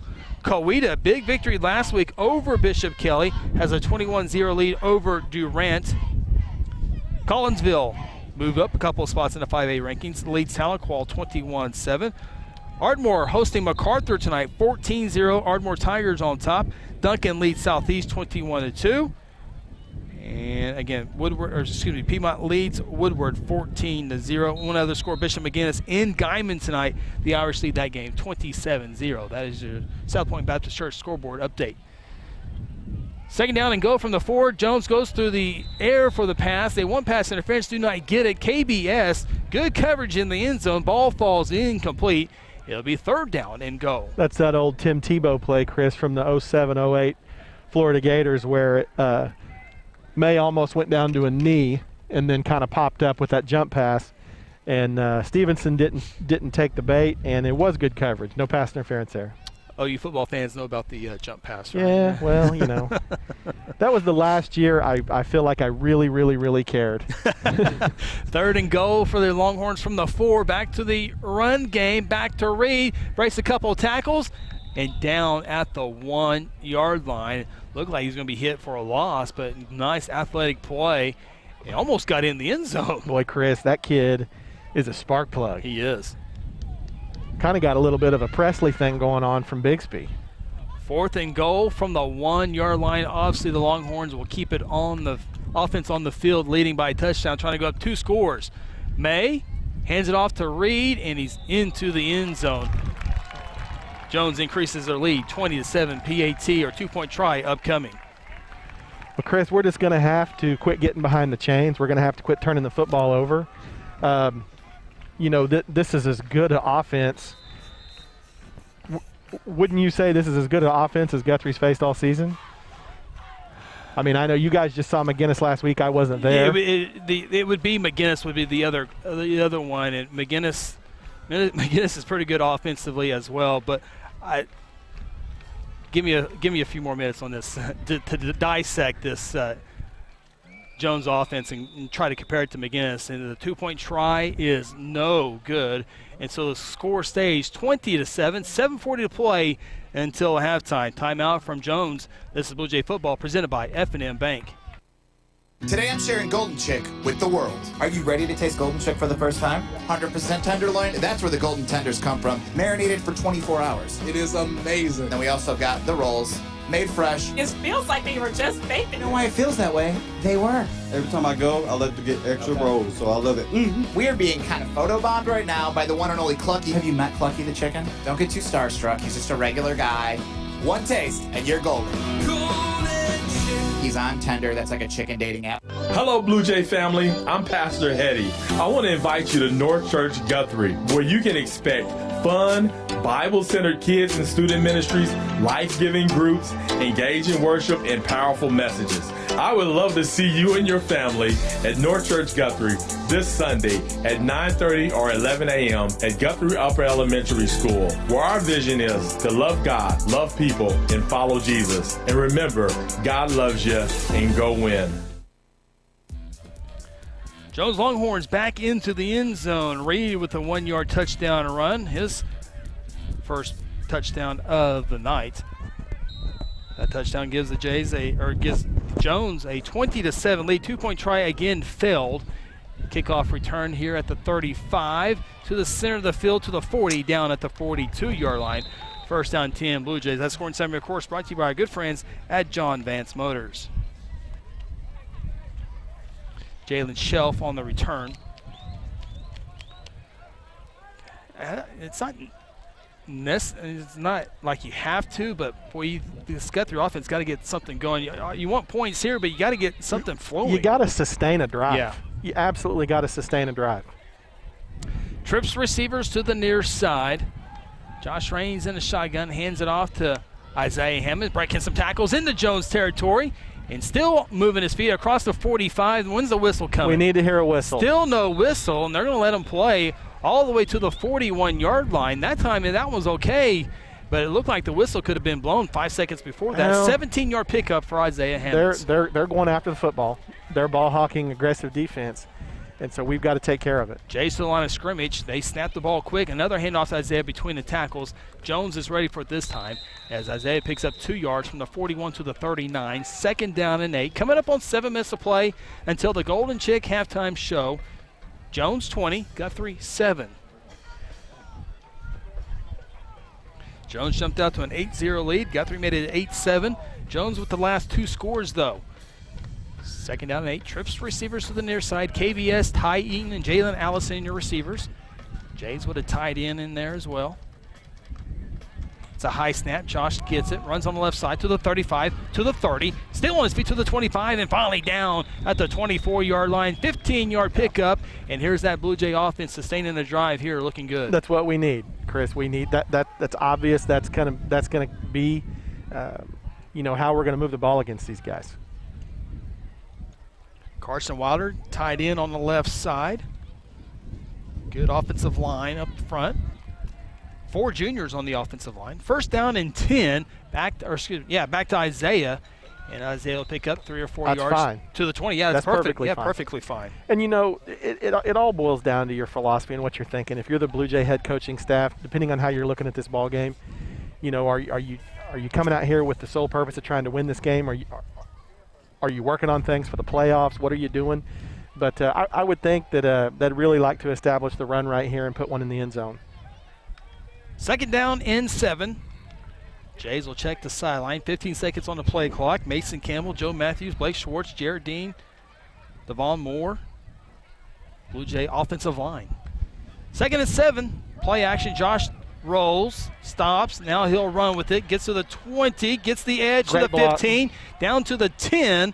And it'll be about 11-yard run for Josh Raines. Nice downfield block by KBS to free up a few yards. And Blue Jays will pick up a fresh set of downs.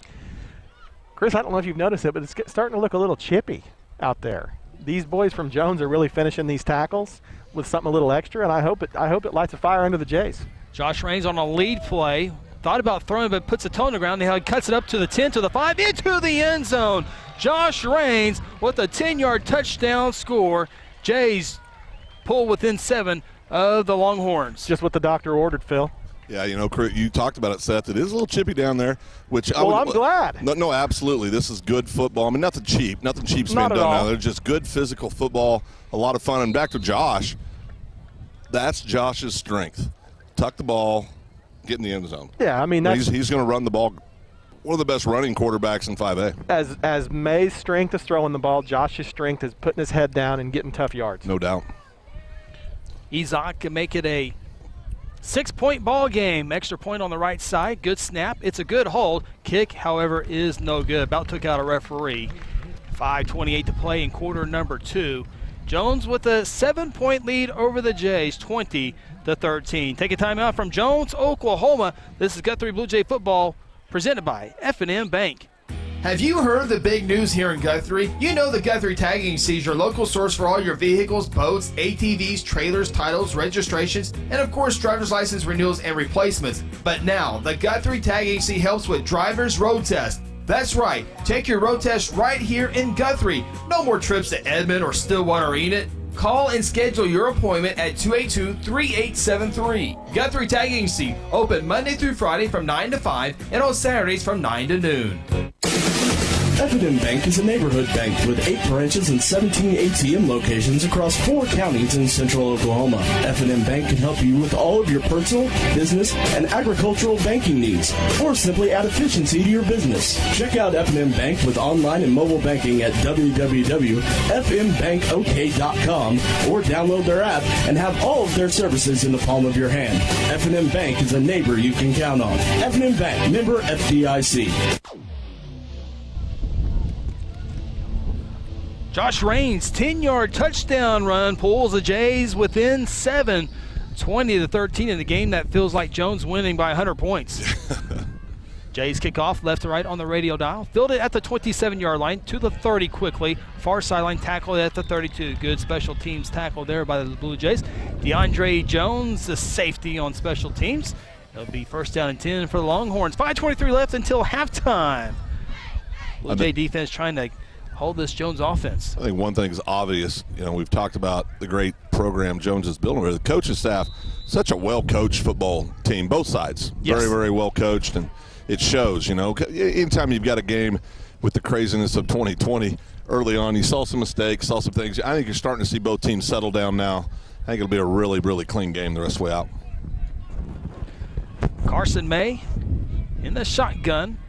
They'll hand it off on the man in the motion. Trying to get the edge, not there yet, still not there. Great defense by the Blue Jays of making, the ball was on the far hash mark, and the running back, or the wide receiver in the motion, also the running back, tried to stretch it, and it wasn't there. Yeah, that's that 12th man, right? We talk about sidelines, your 12th player on defense, and the Blue Jays showed it just perfectly executed. Great team defense by the Blue Jays. That was Elijah Reed trying to get the corner that was never, ever there. Good defense. Did pick up 2 yards. He ran 30 to get 2. Second down and 8 from the 34. May the throw. Great coverage. There's a couple of flags thrown at the same time. Pass is caught at the 40. It would be a 6-yard reception. We'll see if it stands. Both two officials saw the same thing at the same time. It'll be a hold penalty against the Longhorns. I think they got tired of Zachary Thompson being in the backfield right there and decided they'd just hog time, Phil. Well, 2 of them, one roped him, one tied him down. That's about a 4.2 run right there. Well. No, and that's exactly what happened. I mean, Thompson's a load. I mean, you know, you look at the kid, he's just one big muscle walking everywhere he goes, and he's quick, Seth. I mean, he's a quick kid up there on the front line. Oh, absolutely. Been a wreaking havoc all season. Second down and forever. May, here's the pressure, trying to avoid it. Does it at the time, throws it away. Great job, Landon Herzl applying the pressure, and that play really never had a chance. And it's going to be third down, and we'll call it 20. Well, like we said the whole game, if you get him out of the pocket, he's a totally different quarterback on the run. Got an absolute elite arm, and, you know, his feet, you know, and now I don't want to give the wrong impression here. The kid's a great athlete, obviously. He's a basketball player, does a lot of different things, but when he's got time and he can sit back there and set those feet and let that arm do work for him, he's something else. Third down and 20 from the 22-yard line. May wants to throw, has time. Now he's forced out by Nathan Wiggins. Throws a fastball. It's incomplete. Cole Whitfield, KBS on the coverage. Really nobody open. May just took a gamble, thrown it as hard as he could, which is pretty darn hard. I think we're going to get another hold. There is a flag down, and it will go against Longhorns. Guthrie obviously will decline this to make it 4th down and 20, and Jones will punt the football away with the wind behind their back. I think one thing we're seeing right now, guys, there's a different attitude right now on that front, on that defensive line for the Blue Jays. You know, they were flat, guys, just flat. There's no other way to say it. But, boy, I tell you, this past series really showed some domination up front by the Jays. May. That is not May in punt formation. Another punter, left foot. It's a poor punt. Will it get to midfield? It will not. It bounces out of bounds at the 44-yard line. Guthrie offense, after a scoring drive, will have their best field position of the night at the Jones 44-yard line. First down and 10. Trailing by 7. Again, 4:49 left in the half. Still plenty of time to run your offense. Absolutely. And no hurry to do anything. Yeah, plenty of time, Chris. Plenty of time to go back to that running game between Stevenson or Raines and Hammonds, and just try and put one more in the end zone. Josh Raines in the shotgun. Isaiah Hammonds on his left hip pocket. 3 receiver set. Isaiah gets the call, runs on the right side across the 40 to the 35, still on his feet to the 30-yard line. They'll drive him out of bounds just before the 30. They'll knock him out of bounds at the 32. It's a 12-yard run. Isaiah Hammonds, again, averaging under 100 yards per game. Looks like he's well on that way tonight, especially the way he's running. Yeah, he's a kid that when he gets going north and south, Seth, he's young, he's still learning, but he sets his blocks up well. But the one thing, if you could critique him a little bit, sometimes he needs to put a toe in the ground and go north and south a little quicker. But that's going to come with touches, with reps. But what an outstanding young running back. Oh, absolutely. You can just tell the instincts are there. From the 32, Josh Raines keeps it across the 25, spins to the 20, still on his feet to the 15, to the 10. He's headed to the end zone. He's there. 32-yard touchdown run, and the Jays are within a PAT of tying this one up. Well, this is what I think we all thought we might see from the beginning of the ball game. Just came out and we were flat. Yeah, just absolutely. Flat. But, boy, this looks like a totally different Blue Jay team right now. I mean, PAT, we're tied up 20-20 and 4:33 left. Go get another stop. I mean, Seth, we can go in with the lead at halftime. Absolutely. And, it's been a long time for either one of us, but we've all been 16. Oh, no doubt. And these kids, like you said, 8 hours ago, they didn't know they were even playing this That's game. right. But they've definitely woken up. PAT attempt. Much better snap, a good hold, and a great kick, and we're tied 20-20. We promised you a good one. We got a good one. 2A Longhorns, 5A Blue Jays, all tied up 20-20, 4:33 left until halftime. You know what? We'll go ahead and keep it here. We got well, partner, you got what you asked for. You said you'd like to see a good ball game. You said no matter what game I do, I want to see a good game. And you got it. Yeah, I hesitated a little bit because I obviously want the Blue Jays to win. Sure. Yeah, sure. But no. All respect. You did. It was never about the Blue Jays losing, but you wanted to see a good ball game, and by God, we've got one. Well, and I think at this point in the season, and really, I think we all need to just quit talking about it too. But the class size doesn't matter. You're talking about 2 very, very good football programs with great athletes on the field, great coaching staff. I love it. I mean, walking over here. Hearing the fans from Jones talk, they know football. Yeah, I mean, I heard 2 guys saying that. One guy go, "Well, this is." The guy goes, "It's early." Well, I promise you, the similarities in the communities are a lot greater than the differences. Oh, no question. Bedroom communities to the metro area, yep. a lot of pride, a lot of athletic success in both communities. Yeah, got some fellers that live around. Absolutely. Which is perfect. First, Isaac will kick this one a little bit deeper than normal. Fielded at the 21-yard line, quickly to 25 on the far sideline. 30, and then not much after that. 32-yard line, maybe I think it was where they replace it. It'll be first down and 10 for the Longhorns. And that defensive front continue to put pressure on May. Not necessarily the sacks tonight, but the quarterback hurries is where it's at. Yeah, just moving him out of that pocket. I mean, when he's able to stand back there and be comfortable, you're in trouble, guys. Well, in his release, guys, you notice how quick his release is. He's like the you know what he looks like? He looks like a catcher throwing to second base. He really does. And I think what's cool is, being down on the sideline, he walked by me over here, and there is a little slant, so I was a little slanted down. I was a little scared when he walked by. A little intimidated? A little intimidated. Yeah. I guarantee you, circa about 1979, you wouldn't have been intimidated. No, we'd been fighting. No, a big kid, athletic kid. It's fun to see athletes like this because in 5A, Chris, it's not in 5A football. You don't see a lot of great throwing quarterbacks. No, not week in and week out. Jones takes the timeout. We'll keep it here. No, absolutely. I mean, 6A football. It's all about throwing the football, and of course in smaller schools you have it with those special quarterbacks. But really, 5A football. And Seth posed a good question. McGinnis offense or Jones offense? Well, I'd go with the McGinnis offense, but I think it's because it's not a big separation. Right. I think the obvious difference is the kid from McGinnis can throw it pretty well, and can run it really well. Yeah, you and can control so the clock. I think that's the difference, but not a big difference. I mean, two great offenses. First down and 10 for the Longhorns from their own 31-yard line. 20-20 ball game, 4:26 left until halftime. May will run with it, and he'll get a couple of yards there. And that's a perfect example right there, Phil. May gets 2 yards. A play like that for Luke Tarman McGinnis. 20 yards. Or worst, golden goalpost. or worst case, 7 yards. Yeah. I mean, the Tarman kid, who I think is the best player in 5A, just even best over football Ben player. Harris. Yes. Oh, yes. I don't even think that's close. 2-yard pickup, 2nd down and 8, 3-receiver set, made to throw. Goes to the far side, it's caught for the first down. It's going to be down in around the 44-yard line. 11-yard pickup, and Jones will have the clock stopped at the 3:53 mark until the chains are set. But the Tarman kid at McGinnis, just to kind of finish that up, is he's a running back playing quarterback who could also play wide receiver, who has started at defensive back, who will return punts, he will return kicks. I mean, he's just an overall outstanding football player, as to where this fine young man here, he's a quarterback. He's a throwing quarterback. Made a run with it here, and he'll go across the 45 to about the 47, 3-yard pickup. Blue Jay ends were able to get in there, but May was able to split them for a couple of yards and bring up a 2nd down and 7 play. Jones obviously wanting to take some time off the clock and not want to put the Guthrie offense back on the field with not a whole lot of time left. I imagine this is what it was like to watch Ben Roethlisberger when he was in high school. I bet. I bet that's a great comparison. I've been trying to figure out who he physically reminded me of. Yeah, that's a great comparison. How he moves. Yeah.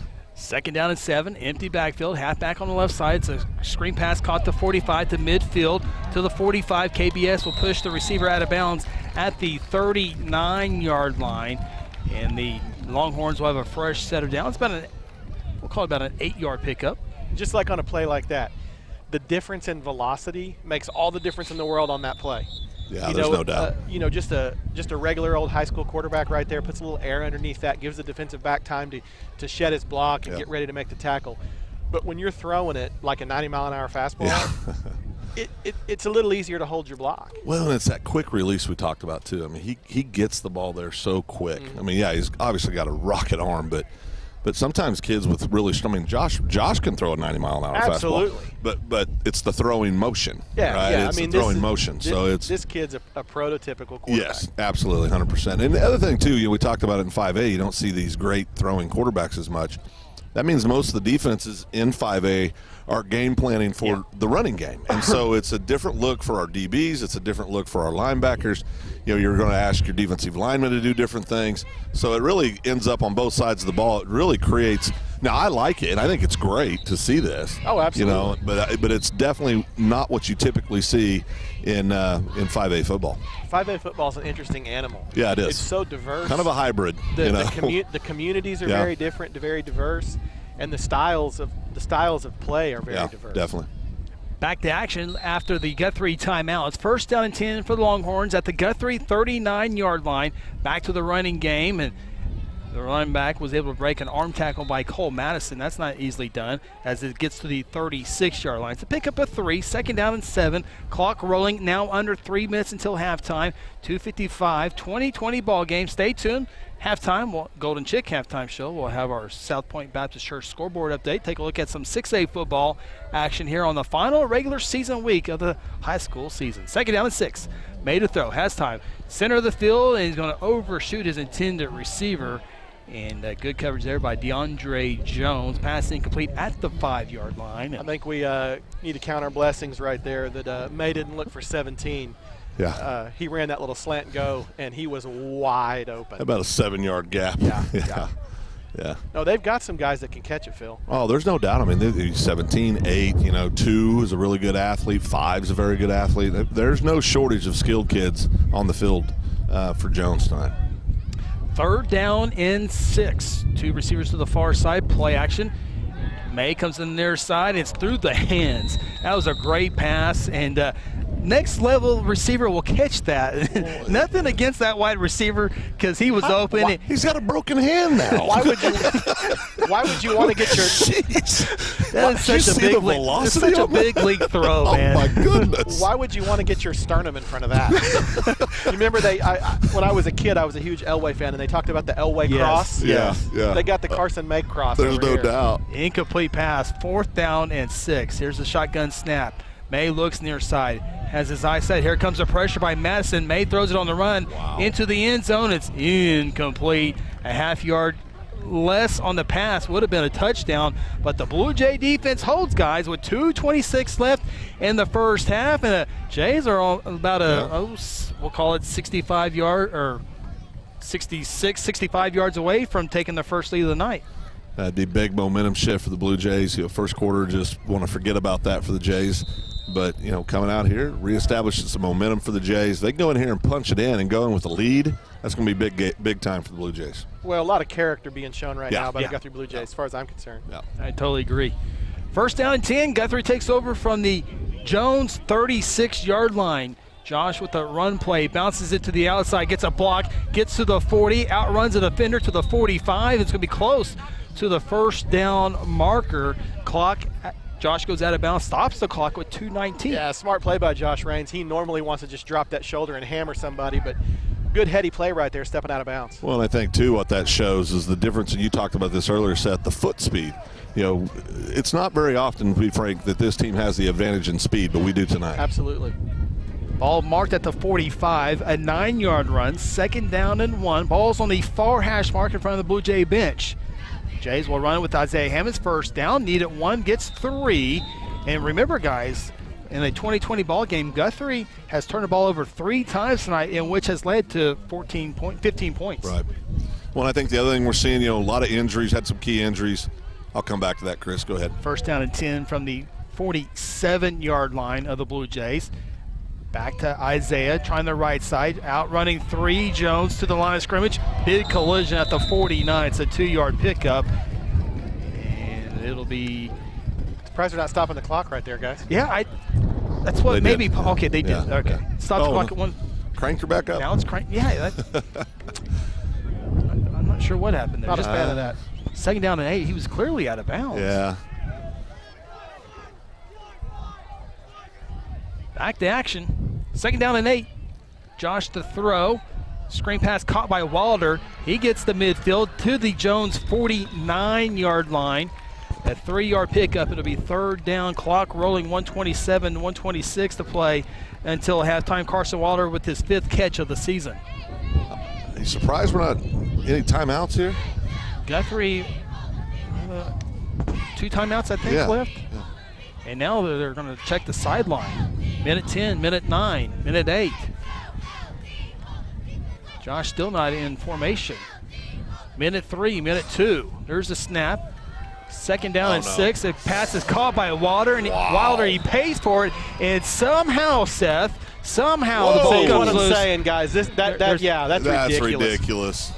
That's ridiculous. You jacked him up, and then you're going to do the extracurriculars. Yeah, and that's the stuff that, and emotions run wild down there, obviously. A big-time collision.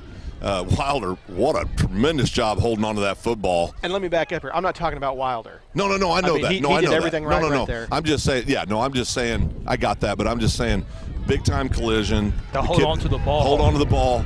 And then, the kid's full of emotion on the other side, comes up, a little extracurricular.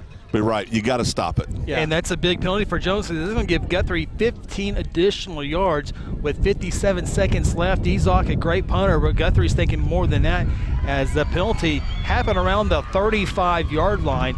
And that's going to go all the way down close to the 22-yard line. A huge penalty by Jones. 2 great coaches, too. I don't know if you noticed. Coach Martin and Coach Beebe walking out talking to the officials because they don't want to see this thing get wild. No. Well, you don't want anything crazy call by the official because you get ejected tonight, you're done next week. Yeah.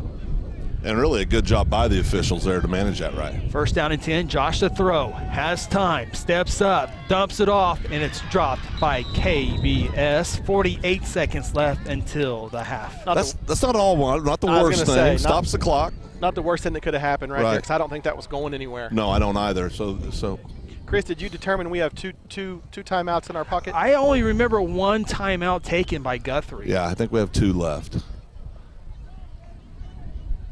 And the scoreboard here does not indicate that. We do not have our statistician with us. It's a kind of a tight fit here in Jones. We're in recession, layoffs. Second down and 10. Ball's at the 23-yard line. Carson Wilder, the halfback on the left side. Jays will run on the left side with Hammonds. Look at him go. 15 to the 10 to the 5 into the end zone. Isaiah Hammonds on a 23-yard touchdown run, and the Blue Jays on the high side for the first time tonight. Well, and that's what you've been. We saw that early on. Of course, young Isaiah took the injury earlier the last few weeks, kind of getting back into football shape and doing his thing, but that's what we became accustomed to seeing, that explosiveness, catch that hole, and golden goalpost for the Blue Jays. Yeah, great burst right there by the sophomore Hammonds. It looked like that play was finished after 10 or 12 yards, and he just caught another gear. He did.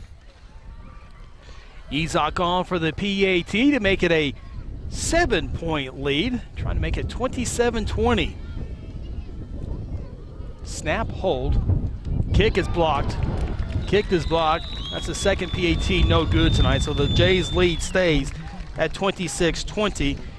Blue Jays touchdown run by Isaiah Hammonds from 23 yards out gives them their first lead of the night as the Jays go 65 yards on that scoring drive. Of course, that scoring drive brought to you by our good friends at John Vance Motors. I think one thing I like about that is these two, and people might be tired of hearing this, but these both really well coached programs give it up. Blue Jays have an opportunity to take the lead going into half. Jones doesn't give up. They come up and block the extra point. Right. And that's the sign of well coached teams. A lot of pride on the field. A lot of pride on the field. And that's going to lead to those little dust ups. And I just thought that was really cool that both coaches made it to the numbers. Oh, yeah. And got this thing chilled out because, like Chris said in the beginning, this is a non-district game. Right. It's almost like a big exhibition. Yeah. So there's no reason to do anything crazy in a game like this. No, because it's just going to hurt yourself, like Chris said, in the playoffs. But one thing Kelly Beebe said, we were talking before the game, he said, I don't have good memories of this place. When he was a head coach up in Chisholm. At Chisholm, he said he played these guys 3 times. He said, I never got a dub. Blue Jays to kick off left to right on your 93.7 FM radio dial. Izak kicks it to the far side. It will go out of bounds, and the Jones Longhorns will have it, I think, at the 35-yard line. Hey, guys, remember, Jones had a 20-7 lead, 7:40 left in the first quarter. Jays have scored the last 3 times in this ball game. 10-yard run by Josh Raines, 32-yard runs by Josh Raines, and a 23-yard touchdown run by Isaiah. And the Jays down 13, now up 6. Well, in a last-minute deal like this, if you're Jason Rice, you didn't have any opportunity to game plan. And I think Coach Rice has kind of caught his groove. Yeah, absolutely. I asked Coach Rice, I says, what do you think? He goes, Phil, you know more about him than I did. First and 10 for the Longhorns at their own 23-yard line. Defense got to stand up one more time here in the first half. May will run with it. Jays will invite that to the 45. He's down to 47. That's a pickup of 9 yards, and Guthrie will allow 8 yards as long as it takes time off the clock, down to 29 seconds and rolling. Jones quickly to the line of scrimmage. Guthrie invite that play again. 22 seconds. 4 receivers now. Obviously, May can throw it 60 yards in the air, so there's a whistle on the far side and a flag. It'll be a false start on the Longhorn. 16 seconds left until the Golden Chick halftime show. Yeah, I don't think there's any doubt he could throw it over the locker room from where he's at with this win. Oh, yeah, and he did. What I like about kids like this that have that elite throwing motion, it's pretty to watch. It is pretty. Because it's just there's no wasted motion, and it's like a flick, just a flick of the wrist. And next thing, this thing's just taking off. So, like we said, it's a lot of fun to watch something that we don't get to see every week. Sure don't. 5A football. Yeah. Second down and 6. May throws it behind the line of scrimmage, caught the 41 and maybe to the 37-yard line, maybe a yard pickup at most. And that's the first half. The Jones Longhorns led at one time 20-7 over the Blue Jays, but Guthrie scored the last 3 touchdowns of the half to go into the locker room leading the Jones Longhorns 26-20, and a good one in Jones, Oklahoma. We'll take a timeout. When we come back, it's the Golden Chick Halftime Show. You're listening to Guthrie Blue Jay Football, presented by F&M Bank. At South Point Baptist Church, we want you to cheer loud and be proud as we send the Blue Jays to victory. Afterwards, join us each Sunday in our friendly family atmosphere. South Point invites you, your family, and friends to join us each week with Sunday school beginning at 10 a.m. and our morning service at 11 a.m. South Point wishes all students this season to make fun and exciting memories not only on the playing field, but in the classroom as well. And as always, go Blue Jays. Sonic has every slush flavor someone could ever want. This is basically slush headquarters. Where sour blue raspberry plans world domination. Well, not if Lemonberry has anything to say about it. Lemonberry, you're already sour. Come to the sour side. Never. I'll never join you. Refreshment just got colorful with new slush flavors like blue raspberry made with Nerds candy. And start your day with the 99-cent morning drink stop. Sonic at I-35 and Highway 33. This is how you Sonic. From Jones, Oklahoma, on top of the press box here at the, I'm not sure if we got a stadium name here or not. I didn't catch it on the way in. I don't think we have. I don't know that we do. I'm back up top, obviously. I'm usually on the sidelines, but the weirdest thing, I'm blaming it all on 2020. I can hear pretty well. I'm over on the Jones sideline because not the best reception. And then all of a sudden, it just, nothing. Just nothing. I walked around the entire field. Not an easy thing for me to do. Nothing anywhere. So I'm back up top, and I've got great ears. I'm not sure if with us standing in front of your receptor here. No, I don't think that's. I think there's a lot of electrical things going on around here. And you know what usually happens is, this is a little on-air production here for you folks out there on 93.7 FM. You set everything up, and it sounds perfect in the pregame. Yeah. But then when coaches turn on their headsets, I think there's interference. And kind of selfish on their part. And by the time there's interference, it's hard to dial in the stuff once you're on the air. Right. So, right. But luckily we have the capability to bring it up here and have it here. It's like I'm on the sideline anyway. Right. Yeah, I mean, it really is. Yeah. So. If you're looking for a visual, we're standing on top of a press box very high up in the air. Yeah, it's awesome. Working off a card table. Yes. Yeah, it's awesome. I don't know. Guys, I'm already freezing. Are you ready? I'm always cold. You want my jacket? No, I'm good, but I'm always cold. Okay. We're not going to have to hear about this anymore. Oh, you will. On the way home. All right, go ahead. But, we talked about the similarities in the community, and we were talking ahead of time, and I don't know if you, at home, if you're watching on YouTube, if you've noticed in the end zone. Yeah. We're MTXE. Oh, yeah. Been MTXE for whatever. Forever. 20 years. Yeah. They're TTHL. Yeah. What did they say that stood for, Phil? Well, I knew you were going to ask me that. Because I can't remember either. Chris, do you remember? Something. Turn those horns loose. Turn those horns loose, I think. Turn those horns loose. Yeah, but also the other thing, go back about 15 years ago. You got fans and lawn chairs in the end zone. Remember Gelsma back in the day? Hey, when we got here and they were cranking the soundtrack from Friday Night Lights, the movie. Yeah. That's what it felt like. Chill. Yeah, absolutely. It's awesome. This is small town America Friday nights. This could very well be Greenwood County, Kansas, truly, because this is the kind of community I grew up in, and this is what it felt like. This is what it. It's just a lot of fun. But did they put the Model Ts on the sidelines with their headlamps burning so you could play night games? Well, no.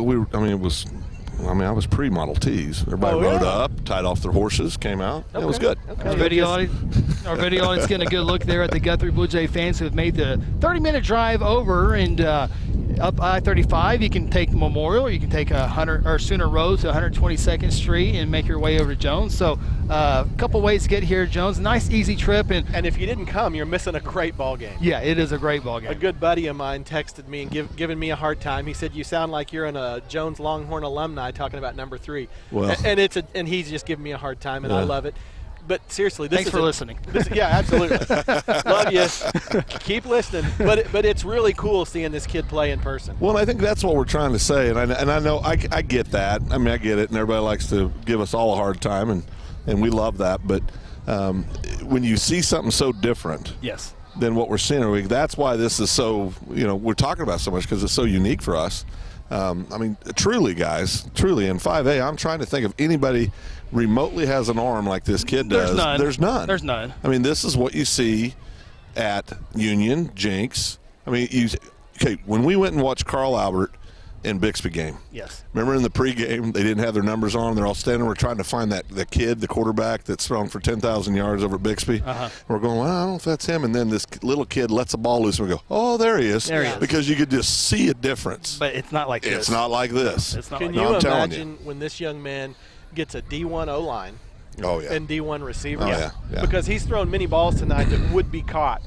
And gets D1 coaching with his feet and just how to put himself in the best position possible for how he plays. And all He's got that- a future. And all that said, the Blue Jay defense, you take away the turnovers, they've acquitted themselves well against this offense. Oh, there's no doubt. No, and I think, for all the reasons, and I always hate that when we break down, well, geez, they weren't preparing, they weren't, Right. because people listening go, oh, they're making excuses. Right. No, I mean, it's a real thing. I mean, literally, our kids yesterday were beating the tar out of each other at practice. With no intentions With of putting no the pads on intentions of tonight. playing tonight. That's not an excuse. That's reality. And I think that's why we saw the momentum change, into that second quarter. They got settled in. Okay, wait, we're playing a game. Right. And not so only, it's good. Not only do you get a game sprung on you at the last minute, oh, by the way, you're going to face one of the top quarterbacks in the nation tonight. Oh yeah, it's unbelievable. I mean, he's legit. And, you talk about not making excuses. It's amazing how many people, most of our people listening to our games are Guthrie Blue Jay fans, but it's amazing how it reaches into Piedmont and Shawnee. We get some comments. Yeah, we get some comments, and we appreciate that here. We had a wonderful fan today ask us why we didn't play Carl Albert tonight on one of the social media deals, and Chris says, well, I don't know, probably because they're in Lawton playing. I mean, it's just, and COVID's made everything weird. I mean, it has for everybody. I know Jones. I think somebody told us they had lost 2 games to COVID themselves this year. Yeah, this will be their ninth. Actually, this will be their 9th game. Okay, okay. So it's Blue Jays. If we lose tonight, that's 4 games we've lost to COVID this year. Oh, if we did not play the game. If we didn't play the game, is what I'm saying. We didn't play the game. I'm sorry. Yeah, when I say lose, that's what I mean. Carl Albert, Piedmont, Lawton Ike, and Western Heights. I mean, and now we're going to lose potentially, depending on the Woodward-Piedmont outcome, which I know we all want to happen.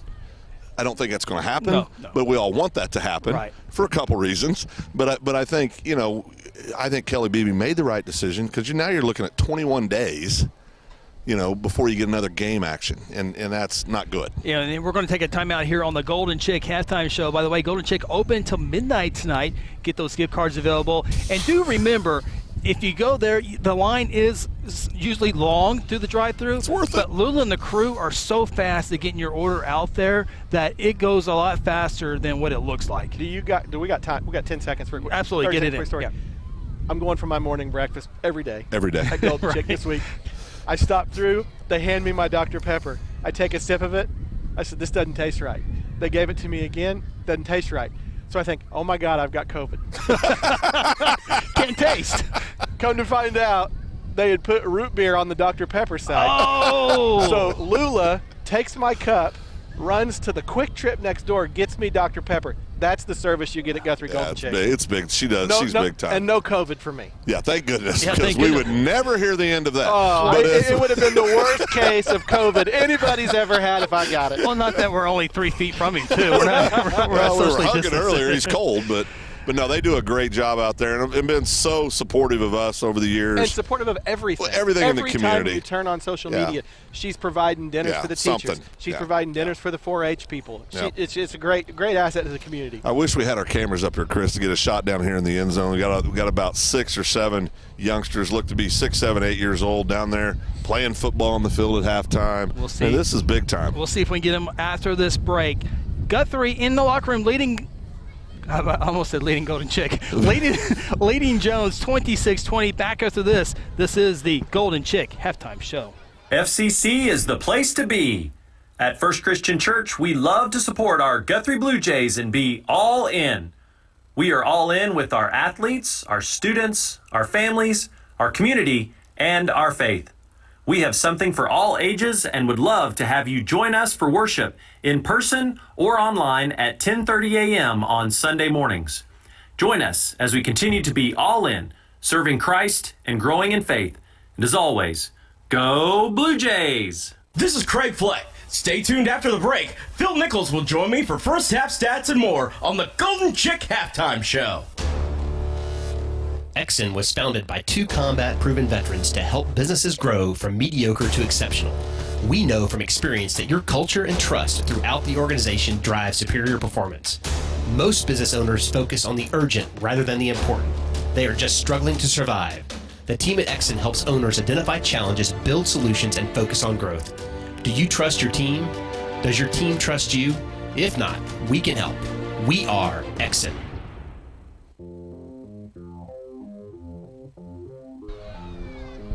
Welcome back. Golden Chick Halftime Show here in Jones, Oklahoma. Blue Jays in the locker room leading the Jones Longhorns 26-20. Phil, one of the little kids in the end zone playing football. And did you get them? Yeah, they're on the screen, Phil. And awesome. You were talking about the people in the lawn chairs in the end zone as well. We get a shot of that for our video audience. Go to youtube.com, search Guthrie News page. Of course, our radio audience on Hot 93.7 FM KSBI. Jordan Leach back in our Stillwater studio doing a great job back there for us as usual. Again, the Blue Jays lead this one here 26-20. And we'll go ahead and get the John Vance Motors first half scoring summary. And when I say something, you guys want to jump in, be sure to do that anytime. Guthrie's defense came out and forced a Jones punt, and Jones punts the ball, and a Blue Jay defender with his back to the ball, going to go set up a block. The ball hits him in the back. And the crazy thing is, it just died. Yeah, it did. You know, as you guys can hear, the wind's blowing. The little punter from Jones gets off a decent one, and the wind hits it, and it drops on our head. Yeah, and so Jones gets it at the 43-yard line, and it's a 30-yard touchdown pass for Jones' first score of the night. The halfback pass on the 2-point try was good. Jones had an 8-0 lead, 9:43 to play in the first quarter. Guthrie got on the scoreboard on a nice play when Josh Raines hooked up with KBS on a 49-yard touchdown pass. Now, KBS made most of that happen, but it was a good play that was set up by the run game. Run, boom. Quick pop, Guthrie pulls within 8-7. And I think that's when we first saw we had the advantage on speed as far as team speed. I mean, because Caden, he just pulled away. Well, regardless of class size, we do not have the advantage in size. No, never. And yeah, I think Guthrie. I think we could go out to the Panhandle and we'd be smaller than whoever we played. It'd be interesting. Cashin, a team that's near Guthrie. It'd be interesting to see how they stack up physically. An A-ball team. I don't know. I've always joked and said maybe somebody needs to check our water in Guthrie because we're never big. We're never big. Now we get big after high school. Apparently, I don't know what you're talking about. Jones Longhorns got back on the scoreboard. Carson May, the 6'5" quarterback, with a 1-yard touchdown run. The 2-point try was no good, and Jones, with 2:59 left in the first quarter, that would be the end of the first quarter, had a 14-7 lead. Jones increased that lead 20-7 on a 1-yard touchdown run by Reed. Again, the 2-point try was no good. And Jones, with 7:40 left in the second quarter, led the Jays 20-7, but 3 touchdowns to end the half for the Jays. At first, it was a 10-yard touchdown run by Josh Raines to pull within 7. Then another Josh Raines 32-yard run made it a 20-20 ball game with 4:33 left until halftime. Guthrie defense gets Jones to punt the football away. Guthrie goes on a nice drive, capped off by a 23-yard run by Isaiah Hammonds with 42 seconds left until halftime to take a 26-20 lead. The extra point was blocked. Guthrie's missed the extra point, and one's been blocked. But that is your John Vance Motors first half scoring summary, 26-20. And I think one thing to look for going into the late in the third quarter, getting into the fourth quarter, again, numbers, right? You look down on the field, you see a lot of the same kids, same numbers out there for Jones. A lot of kids playing on both sides of the ball. Blue Jays don't see that. So I think that's one thing to watch going into the late third quarter and into the fourth, is that tired. You're going to be tired. It's going to start showing up. Listen, there's a half of football. Anything can happen, but I think definitely it's tilted towards the Jays right now. Absolutely. Well, and this game is such a game of emotion. Yeah. And we saw that in the first half in good ways and in bad ways. But you're in a matchup where you've got a school much bigger than the other schools. Yep. And the smaller school jumps out to a lead, and you see the confidence Fired just go up. off the Yeah, charts. fired up. And then bam, bam, bam, Blue Jays with 3 unanswered touchdowns. Yeah. But Dauber switches the entirely different Yeah, way. So really it'll be does. interesting to see that roller coaster in the second half. And I think also you talk about great coaching staffs, and I just want to say this too. Chris sent me a text after he reached out to talk to the head football coach here at Jones, and I just want everybody that's listening to know this. First class guy. Yeah. I mean, just so gracious. Oh yeah, whatever you need, you get over early. We'll take all the time you need. I mean, just first class. Somebody asked me, they were trying to explain the deal, and I said, well, we've done literally hundreds of these. Chris has done thousands of these, so we have a lot to compare to.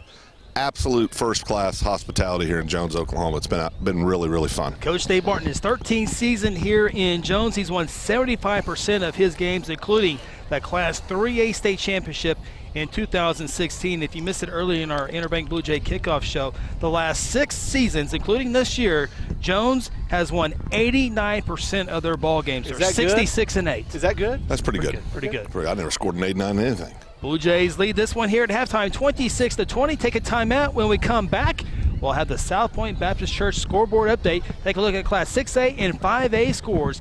This is the Golden Chick Halftime Show. Today I'm sharing Golden Chick with the world. Are you ready to taste Golden Chick for the first time? 100% tenderloin, that's where the golden tenders come from. Marinated for 24 hours. It is amazing. Then we also got the rolls, made fresh. It feels like they were just baked. You know why it feels that way? They were. Every time I go, I like to get extra rolls, so I love it.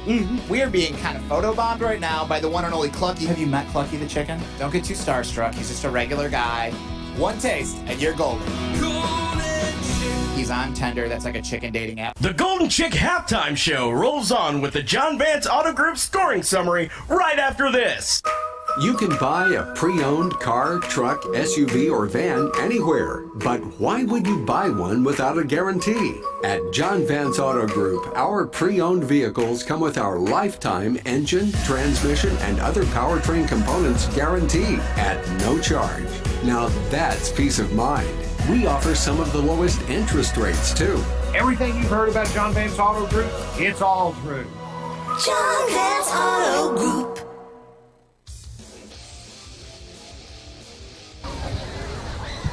Welcome back to Jones, Oklahoma. Golden Chick Halftime Show. Jordan Leach back in our Stillwater studio. Braden Russell, on-site producer tonight, once again. Camera operators for our YouTube feed. Kel Evans, Mason Russell, the cousins getting it done. Phil Nichols, Seth Robbins, Chris Evans with you. Again, halftime score here. Guthrie 26, Jones 20. And a game that Guthrie accepted to play at 9:30 this morning.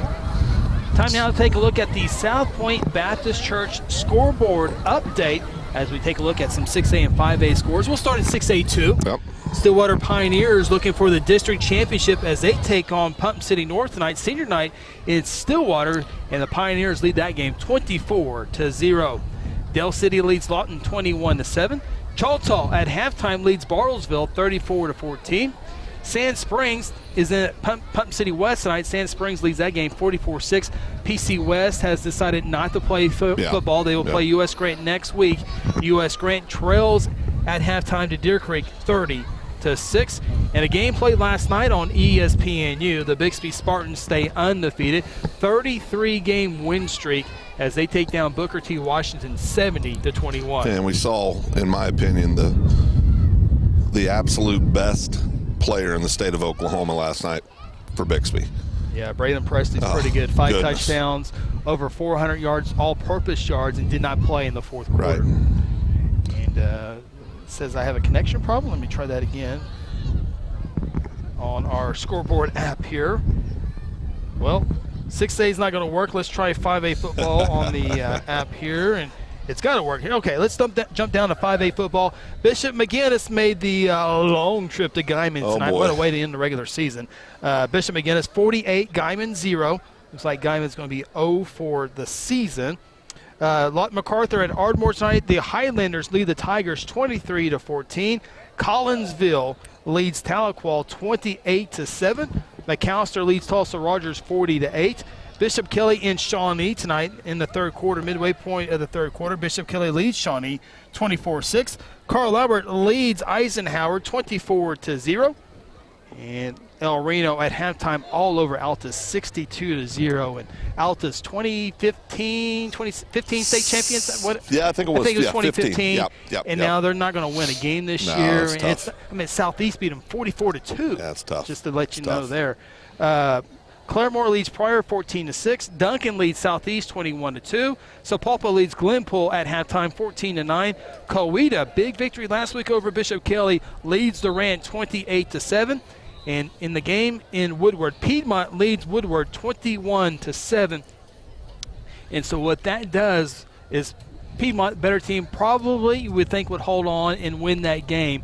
If Piedmont goes ahead and wins that game, Guthrie finishes third and will have a first-round bye. Southeast has elected not to play playoffs. So if if Piedmont goes on to defeat Woodward, Guthrie will not have a playoff game next week. Yeah, and that's tough in a lot of ways. I mean, there's a lot of towns facing that around the country, but you lose the revenue. OSSA loses the revenue of no gate. Guthrie loses a home game. Guthrie loses a home game. So now you've got 2 weeks essentially. You're trying to keep kids in game shape and game mentality. And like I said, it's not just Guthrie. There's a lot of teams all over the place going through that, but it just adds to the oddness of 2020. Yeah, Guthrie last played at Jellswood Stadium on October 15th. Oh, jeez. Seems like a long time from now, but since then. But anyway, they're here at halftime. Golden Chick halftime. Blue Jays lead Jones 26-20. Need to get a couple more timeouts, but let's get this in here real quick. 6A scores, again, brought to you by our good friends at South Point Baptist Church. Norman leads Edmond Santa Fe. A little surprise there in the third quarter, 28-14. Owasso leads Putnam City at halftime, 21-0. You're welcome. Edmond Memorial leads Yukon, 22-14. Norman North leads Southmore at halftime, 31-10. Moore taking down our Mustang Broncos, our good friend Jordan Leach's Mustang Broncos, 18-13. Broken Arrow leads Enid 28-7. Jinx last night defeated Westmore 49-21. We'll take a timeout here on the Golden Chick halftime show. Again, your halftime score: Guthrie 26, Jones 20.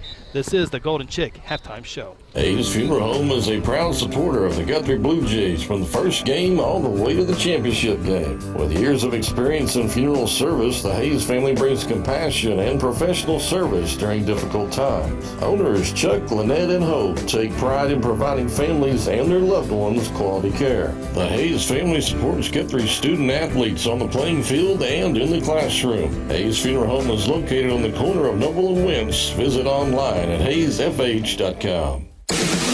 F&M Bank is a neighborhood bank with 8 branches and 17 ATM locations across 4 counties in central Oklahoma. F&M Bank can help you with all of your personal, business, and agricultural banking needs, or simply add efficiency to your business. Check out F&M Bank with online and mobile banking at www.fmbankok.com or download their app and have all of their services in the palm of your hand. F&M Bank is a neighbor you can count on. F&M Bank, member FDIC. Got it, brother? I got it, man. Golden Chick halftime show continues here in Jones, Oklahoma. And I think we had, okay, we got to mute that microphone. Doing a little radio show here. Did I miss the 3-minute mark? I guess so we did. So we owe you one more timeout here a little bit later on. Well, we're about set for second half action. Real quick, guys, your thoughts on what we could see here in second half action? Well, I think obviously you're talking about 2 great programs and very athletic kids on both sides of the ball. Did see some momentum shift there at the end of the first half. I think what we'll see is the Blue Jays come out, continue to run the ball, mix in passes where opportunity presents it, and I think you're going to see the best athlete on the field tonight, Carson. I think you're going to see it, probably him open up a little bit and probably see quite a few more downfield passes. Yeah, I agree. And like you alluded to, 2 great coaching staffs. You've given them a half to get a feel for each other. It'll be interesting to see what adjustments they've made. Right. Yeah, and they both will make adjustments. I mean, we talk all the time about how spoiled we've been over the years with our staff able to make adjustments on the fly.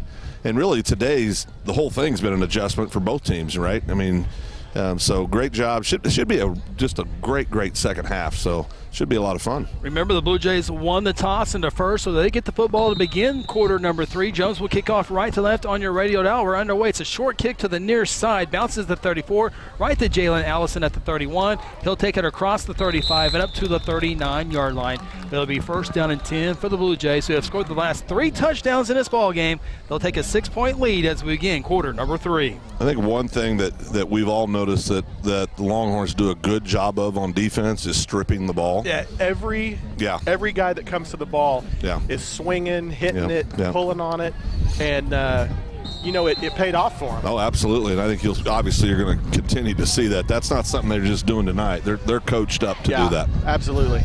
Here comes that offensive line for the Blue Jays, and then the Blue Jay offense on the field. 3 receivers to the far side, 1 to the near. You certainly think the running game will be the tall order for the Jays here to establish that running game. Isaiah Hammonds between the tackles gets to the 40-yard line, just a 1-yard pickup.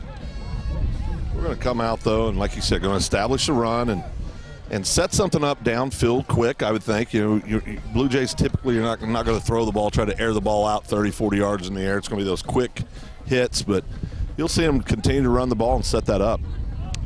They'll give him 2 yards, so it's second down and 8. Josh Raines will check the sideline. Offense coordinator Jason Rice. Blue Jay offense coming in the ball game, averaging 365 yards per game. Isaiah Hammonds getting to that as he gets into Jones territory across the 50 to the 45. Boy, look, that football could come loose at any time there. But Isaiah Hammonds into Jones territory, about a 15, 18-yard run. Phil just nailed it, Chris. Every time they make contact with the ball carrier.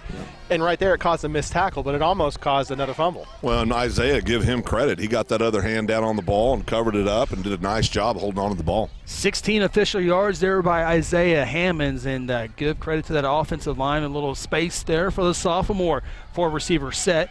Back to the run game, back to Isaiah Hammonds, a sophomore on first down and 10. As a flag is thrown at the end of the play, Isaiah picked up 1 yard.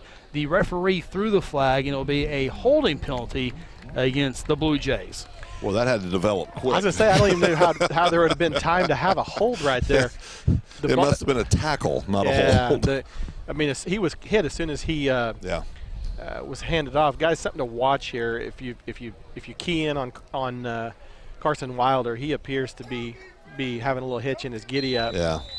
He's battled, so he's been banged up a little bit this year. Well, when I took my bathroom break just a minute ago, I walked down by him warming up, and he was mentioning to some of the other players that he was having a hard time. I don't know exactly what the nature is. Carson lines up tight end on the left side as Josh Raines wants to throw on first down and 24. Dumped off to Isaiah, gets to midfield, gets a lot of it back, about 7 yards. So it'll bring up second down. We'll call it about 17 yards for the Blue Jays. Nice play there, and thought they had something better. I thought they were going to get more out of that, but a really nice job by Jones coming up and shutting that off. We just missed 1 block. Yeah. If we make 1 block right there, that goes a long way. Jays to the line of scrimmage of the 49-yard line for the Longhorns. Guthrie needs about the 32-yard line. So second down and 17 yards for Josh Raines. A couple touchdown runs tonight. He'll run with it on the left side. Has a whole 45, and he'll get to the 43. About the original line of scrimmage, and here comes a late flag. Is this another penalty on the Longhorns? They already have 1 unsportsmanlike penalty. This might be number 2. Well, or it might be number 1 on the Jays. Well, it came right after the tackle, and I just saw a Longhorn on top of a Blue Jay, and nothing physical. Right. It's verbal, regardless if it's against the Longhorns and Jones is backing up. I think the teammates heard the words that drew the flag. Words are important, Chris. Words matter. They do matter. Personal foul, Jones, and that, guys, Guthrie's looking at a 3rd down and 10. I think it was 4 down territory for him. And now Coach Martin getting an explanation from the referee, from the line judge, I should say. But that's an automatic first down, and now Guthrie was facing 3rd down and 10. Now it's 1st down and 10 from the Jones 27-yard line. Certainly go back to the run game. Is it Isaiah or Josh? It's Josh taking it out of the belly, bounces it out, and he'll lose a couple of yards, maybe just 1, but it was a loss behind the line of scrimmage as he wanted to go to the right side, nothing there, try to bounce it back to the middle, bounced it out to the left, and got tackled for the loss. Well, and he was just a half a step. I mean, just almost caught that edge going back. There was nobody else out there either. Just want to point this out, that last unsportsmanlike was against the same young man it was in the first half as well. 2nd down and 11. Josh runs with it over left guard. Good blocking up front as he goes across the 25 to about the 24-yard line. 4 or 5 yards for Josh Raines there on 2nd down and 11. It'll bring up a 3rd down and 7. 9:32 to play in quarter number 3. Guthrie 26, Jones 20. You know, everything's just flowing better, Chris. Yeah. You know, it's just everybody just seems like a little bit of a groove and just kind of playing that Guthrie 5A smash mouth football. 3rd down and 6 from the Jones 24-yard line. Ty Eaton in the motion, right to left. 2 receivers to the far side as he joins KBS. Josh Rose to his right, throws it on the run, has a man open, and it's through the arms of Jalen Allison inside the 5-yard line. Well drawn up play, a pretty good throw, and Jalen just couldn't get there. Yeah, it was there. There's no doubt. And one that I think Jalen would say he should have got that, but it was a little out in front of him, but very catchable ball. But you know, 4 down territory definitely for the Jays here. So here we go.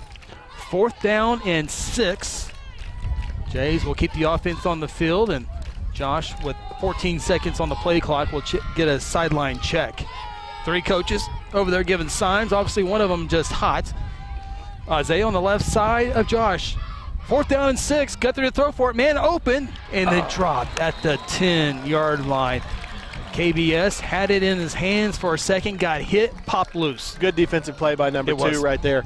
Not a lot you're going to do. I mean, he was in the process of securing the ball, maybe a little bit behind him. Yep. In the process of securing it, 2 put his helmet on it. Nothing you can do. But you're 100% right. Outstanding effort by number 2 for the Longhorns. Phil, you're making me nervous. Why is that? One left step, and there's a it's been a good run. There's a big hole. We're broadcasting on top of the press box, and the only way to get down is 2 inches from Phil's 54. It's been a good run. Making me nervous. 1st down and 10 for the Longhorns. They'll go with the run game. Reed, as he'll take it from the 24 to about the 20. Oh, no, the scoreboard was off. The one time I look at the scoreboard, it's about it. Chaputis again there on the tackle, guys. 2-yard pickup. Active ball game tonight for 45. Yeah. Look how long his arms are. I mean, his reach is incredible. Yeah, very disruptive. It really is. That D-line's had a great season. They have. Chaputis wears jersey number 45. 2nd down and 8, a 2-yard pickup. With an empty backfield, May throws a little screen pass, caught at the 20, 25, far sideline 30. 1st down at the 35 and driven out of bounds just before the 40. Actually, they'll mark him before that at the 37, 12-yard pickup. Well, made that all possible. Quick release, but a great block on the outside there. Sprung him, and away he goes, 1st down.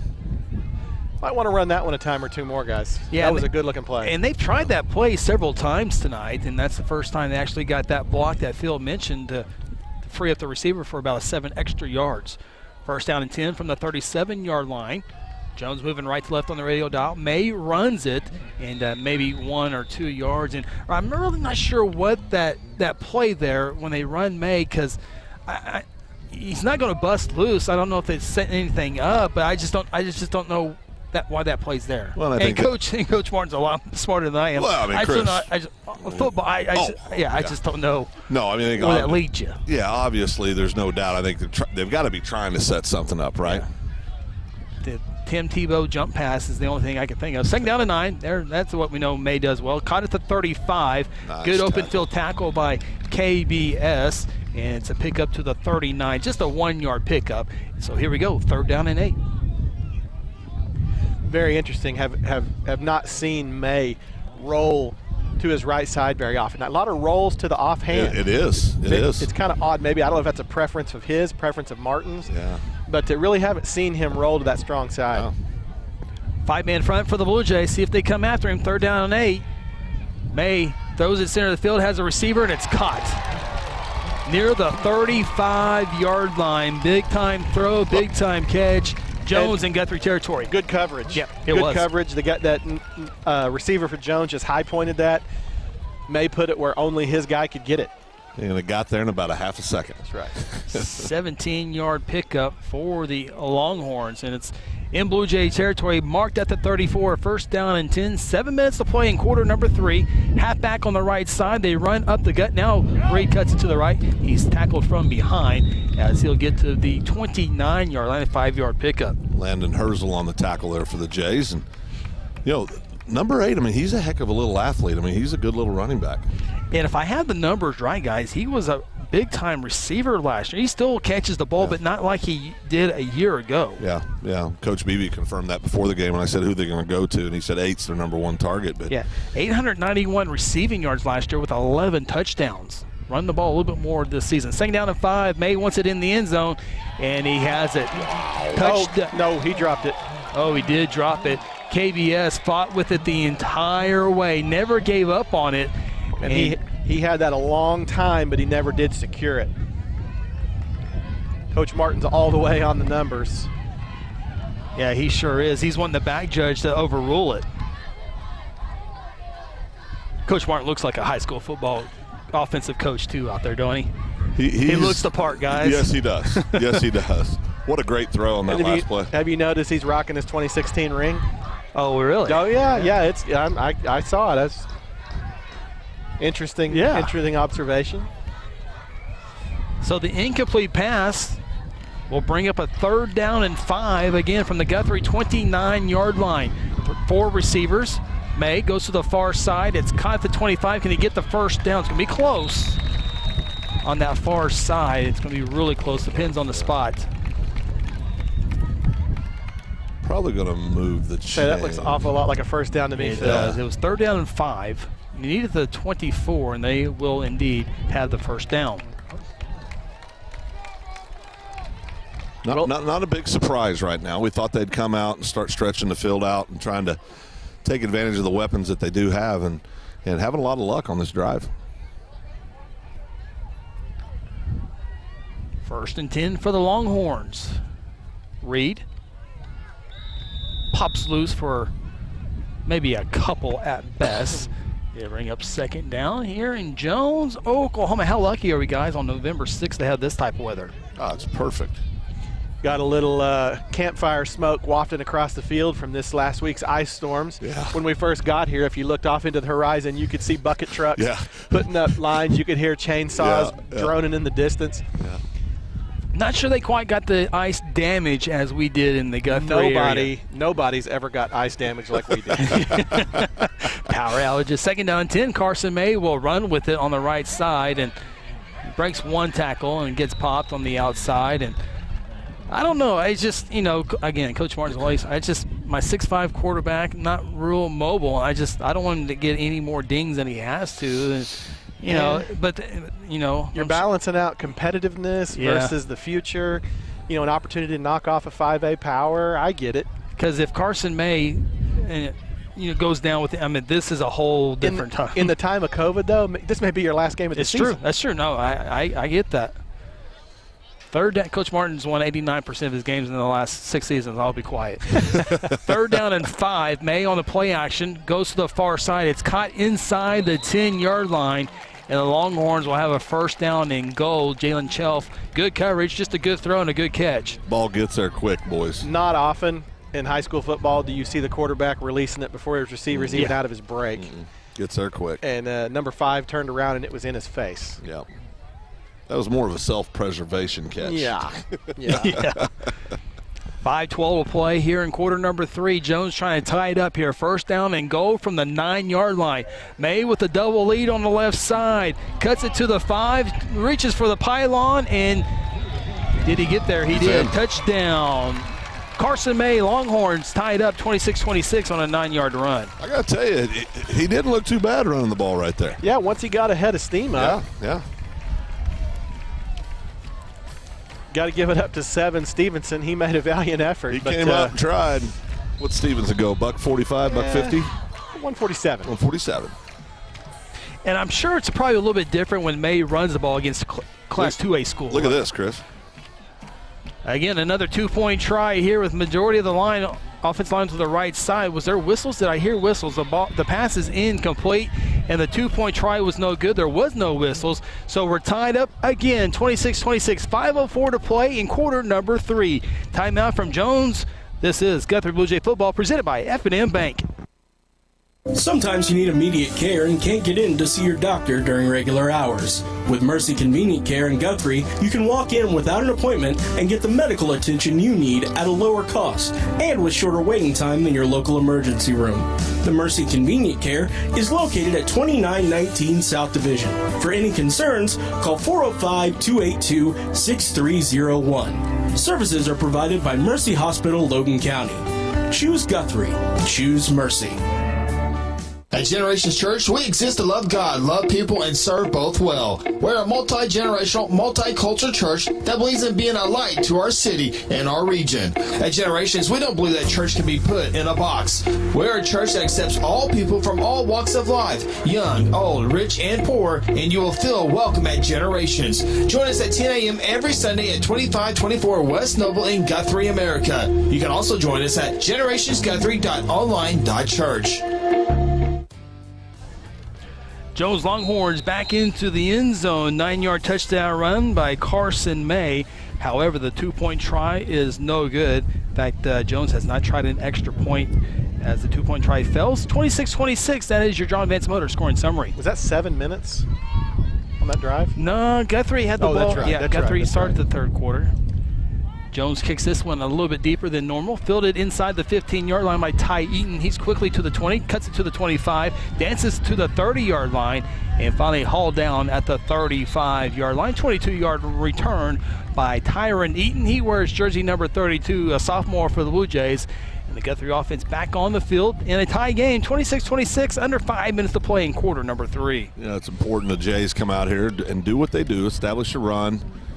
It'd be awesome if they could take 4:54 off the clock, punch it in there, and I'd just take be the lead in the satisfied fourth with quarter. staying inside or in front of the sticks. Yeah. 3 receiver set for the Jays. Josh Raines will hand it off to Isaiah Hammonds, trying to sneak out of the backfield, and he'll get to the 36-yard line, the original line of scrimmage. It'll be second down and 10. And Guthrie's probably going to have to stretch that Jones defense a little bit as they're pinning their ears back, waiting on Josh or Isaiah to ring the ball to them. Well, as you can probably hear at home, it's going to be tough sledding throwing the football. The wind's really freshened here in the third quarter. Jays going into the win here in quarter 3. Carson Wilder, halfback on the left side. Josh will slap his hand twice, no action. Now he'll check the sideline. 3 receivers set. Second down 10, Raines will run with it on the lead play, cuts it to the 40, still on his feet, down at the 43. Good play on second down to make it a third down and manageable. We've got a 3rd down and 3 play for offensive coordinator Jason Rice. What you would expect for the Jays to do, come here, get third, like I said, 3rd and manageable. Got your whole playbook in front of you right now. Good look there at Josh Raines on our video feed. 3rd down and 4 for the Jays. Ball will be snapped from their own 43-yard line. Be closer to 3 yards. They need the 46 for the first down. Josh, the run for it. Josh will get hit at the line of scrimmage, driven backwards, maybe a yard, and Guthrie's going to be 2 yards shy of the first down, and Guthrie's going to have to punt the football away. Defense for the Jays is going to have to come up big here. Of course, Josh is the punter. You are at the 44, but too early to try that crazy stuff, right? Every once in a while, that rugby-style kick. There you go. You know, I wouldn't put it past 17. Take it upon himself here, Nichols. That'd be interesting. He does averages 45 yards a punt. That rugby style definitely helps with those big bounces. Guthrie trying to draw Jones off sides. Jones won't fall for it. Josh will punt it away. It's a short punt on the near side, but does get a little friendly bounce inside the 30, down at the 26-yard line. 2:46 left in quarter number 3. Carson May and the Longhorns offense back on the field. Jones, last time they had the lead, he had to go all the way back to quarter number 2 when it was a 20-13 ball game.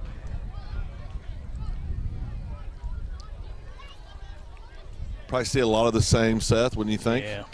Yeah. You know, stretch plays to number 8, and then, you know, they found something, I think, on that middle range out on that last drive.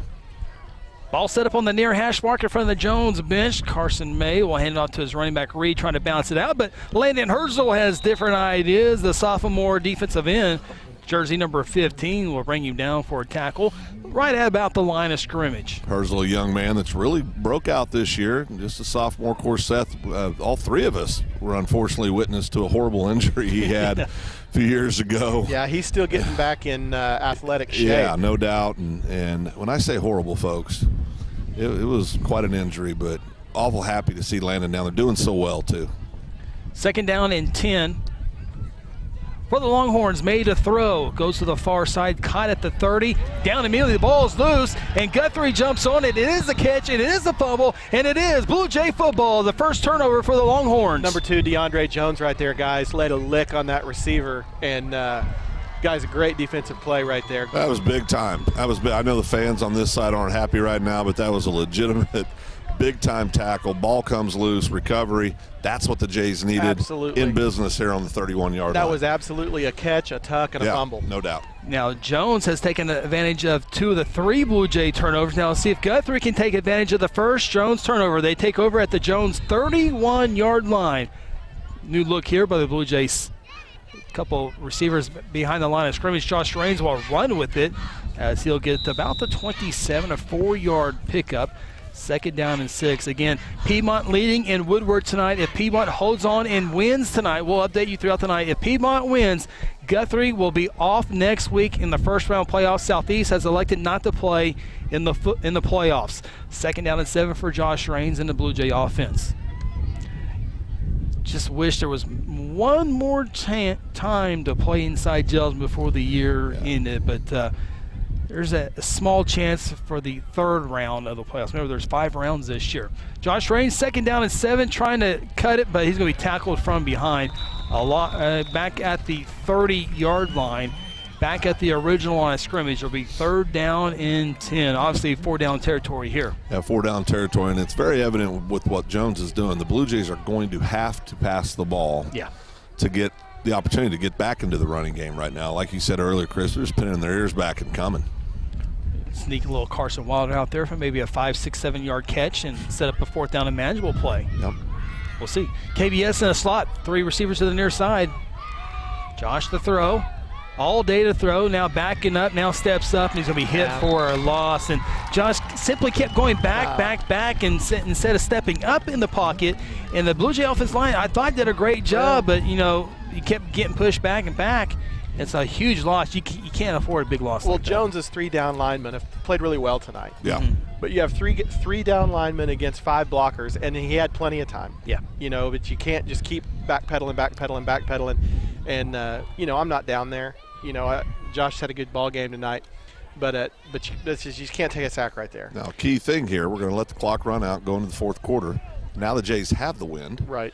And more importantly, in my opinion, Jones does not have the wind to their advantage going into the 4th quarter. Third quarter comes to an end, 26-26. 4th and final quarter, we think.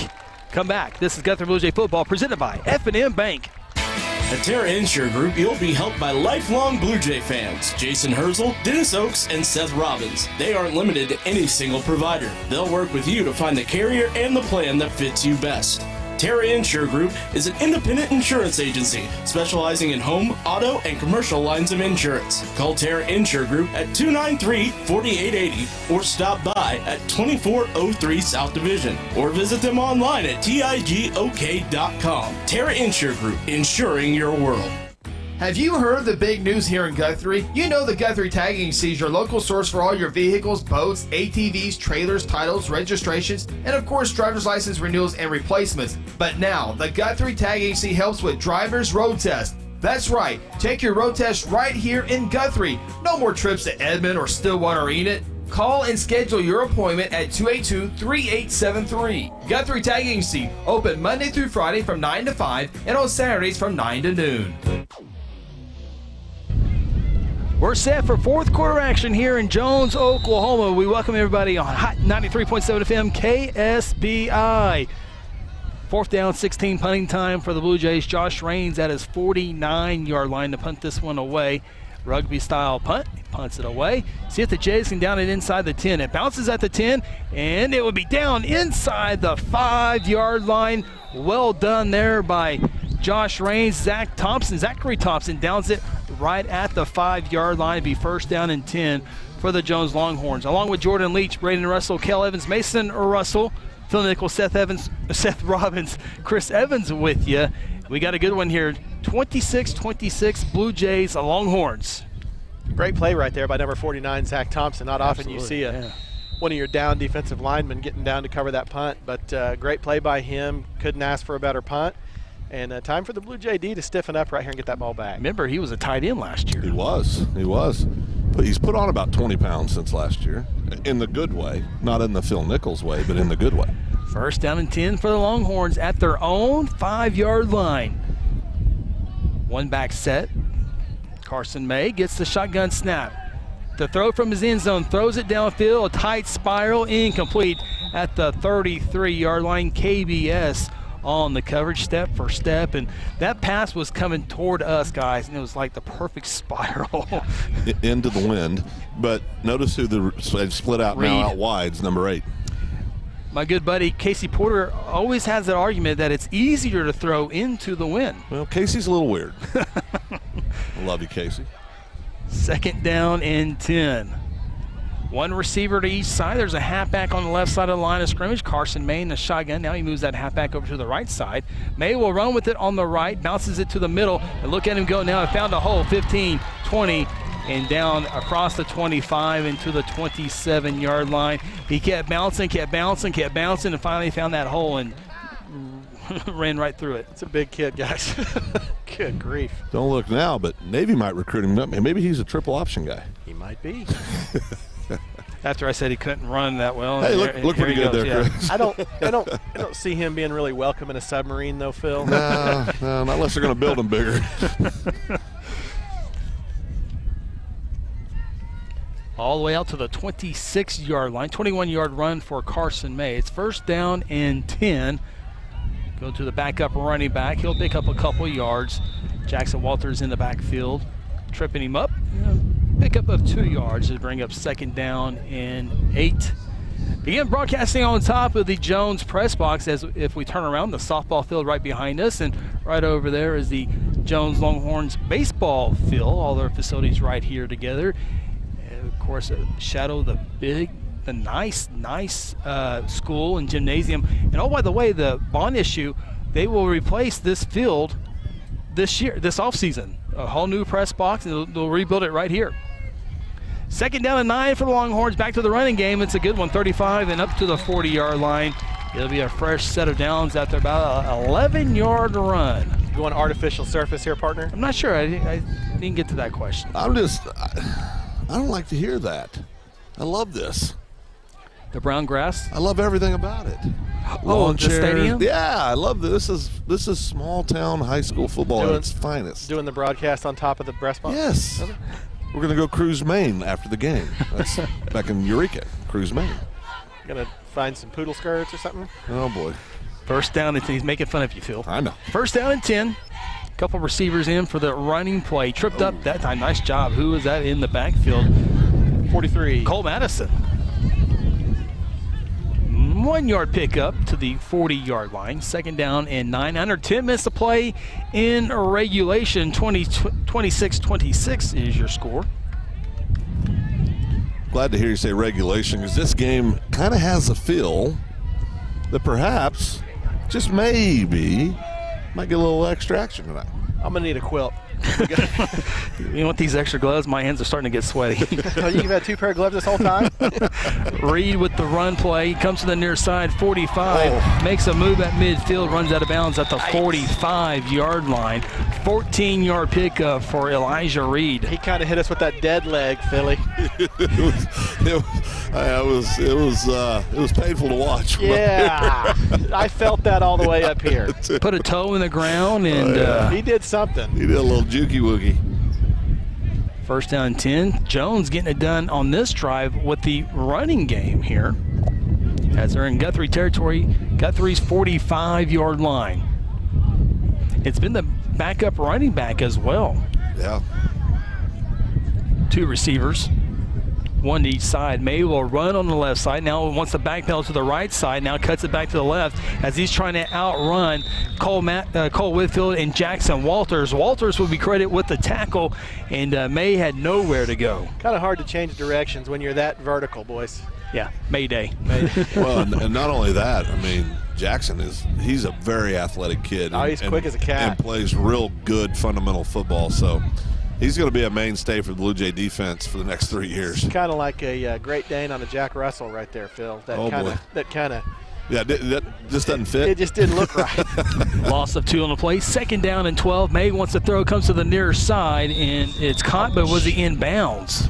Was not. It's incomplete, so it's 3rd down and 12. One of the trainers for Jones took a big hit there. She looks to be okay. She's okay. That didn't look good at first.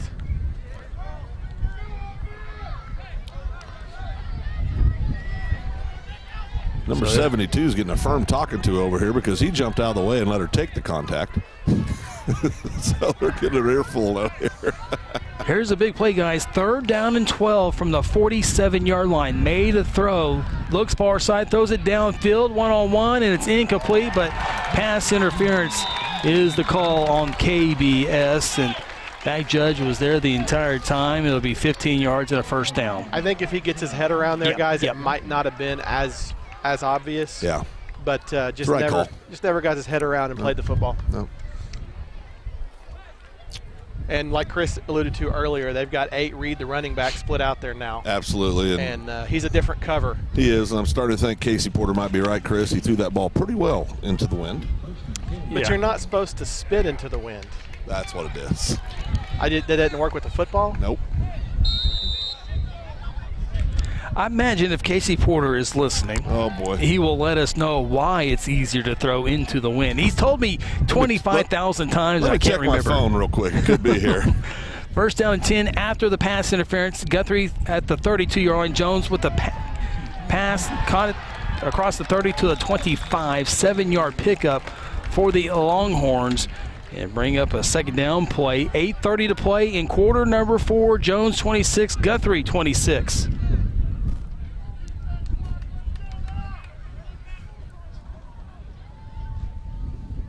Blue Jay D's been out here a long time in the 2nd half, men. See a lot of huffing and puffing and hands on hips, and it's just been a tough year. You don't know one week to the other where you're going to play. It's hard to stay in game shape. 2nd down and 3. Back to the running game. Back to Herzl again right there. Yeah, nice play there by Herzl as he tripped up Elijah Reed, who lined up in the running back spot. And now 2nd down and 3 turns into 3rd down and 3. Obviously 4-down territory for the Longhorns, so Jay's got to stop it here a couple times. And Jones in no hurry here. Clock running, 7:34, 7:33 here in the 4th quarter. 17 seconds on the play clock. 3 receivers set, 2 receivers to the far side. Carson made a throw, has a man open, and it's almost intercepted. It's batted down by KBS, and that was a slow developing play. Seth and I saw it the entire time. Is if KBS can cut it. That's an easy pick 6 if he has it. Couldn't quite get there, so he knocks it down. A lesser arm, and that's going the other direction. No doubt. Jeez, that had dream written all over it. There was dead grass in front of him. Not for long. Not for long. Here's a big play, guys. 4th down and 3. Got to get a stop here and give it back to your offense. You just run May here. I mean, the kid falls forward. He's got the 3. You got a halfback on the left side. You got a running back on the left side. You got 2 receivers over there as well. May trying to get Guthrie to jump off sides. 15 on the play clock. Here's a snap. He will run it, and he gets away from a tackle, a 2nd tackler, and now a 3rd tackler, and he will not get there. Spade Poole had really set everything up there. Missed the tackle in the backfield. That really made May change his way of running. Then there's a couple Blue Jays there, and I don't think he got it, guys. I'm not sure what the confusion is. He's short by 1.5 yards.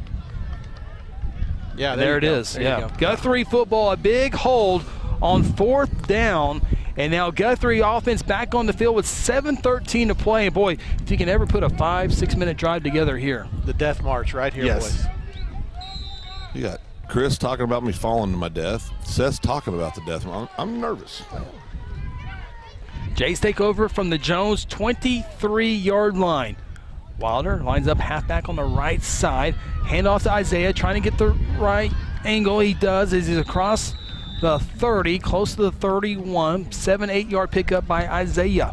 A young man down for the Longhorns. A young man that's played really big tonight. 44 has been in on a lot of tackles.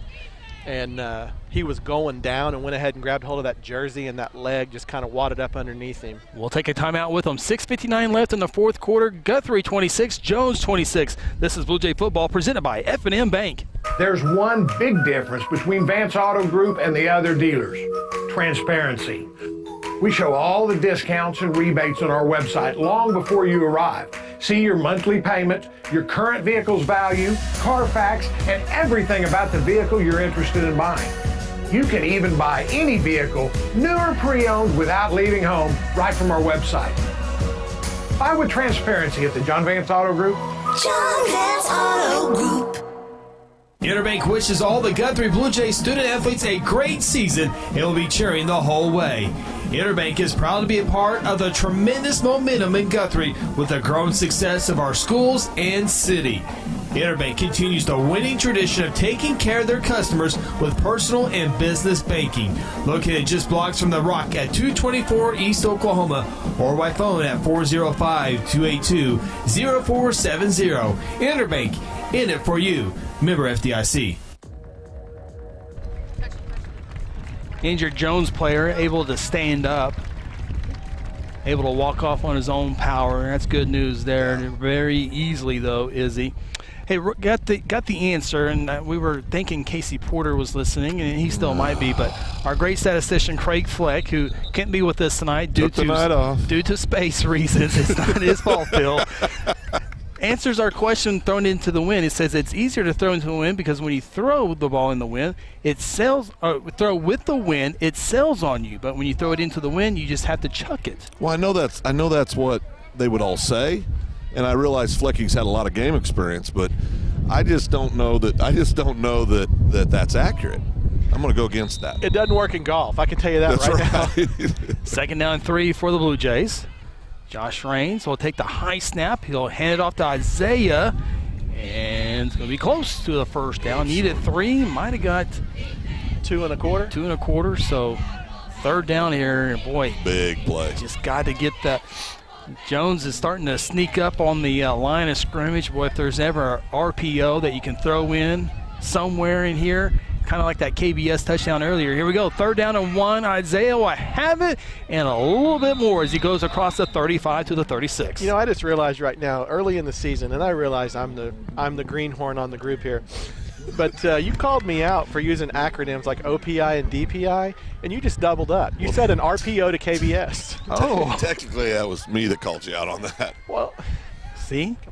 I'm just trying to help my One of you buddy called out. me out, and he just used 2 acronyms in the same call.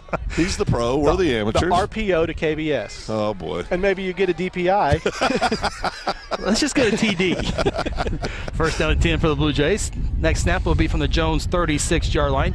Isaiah runs on the right side just a couple of yards, and it'll be second down and 8. Guthrie's got to find a wrinkle or a play call somewhere. I'm waiting for Josh to pull one of those out of Hammond's belly and go for about 30. Yeah.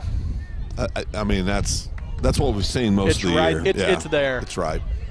Ty Eaton, Jalen Allison, receivers to the near side. KBS, the receivers to the far side. Wilder, the halfback on the right side.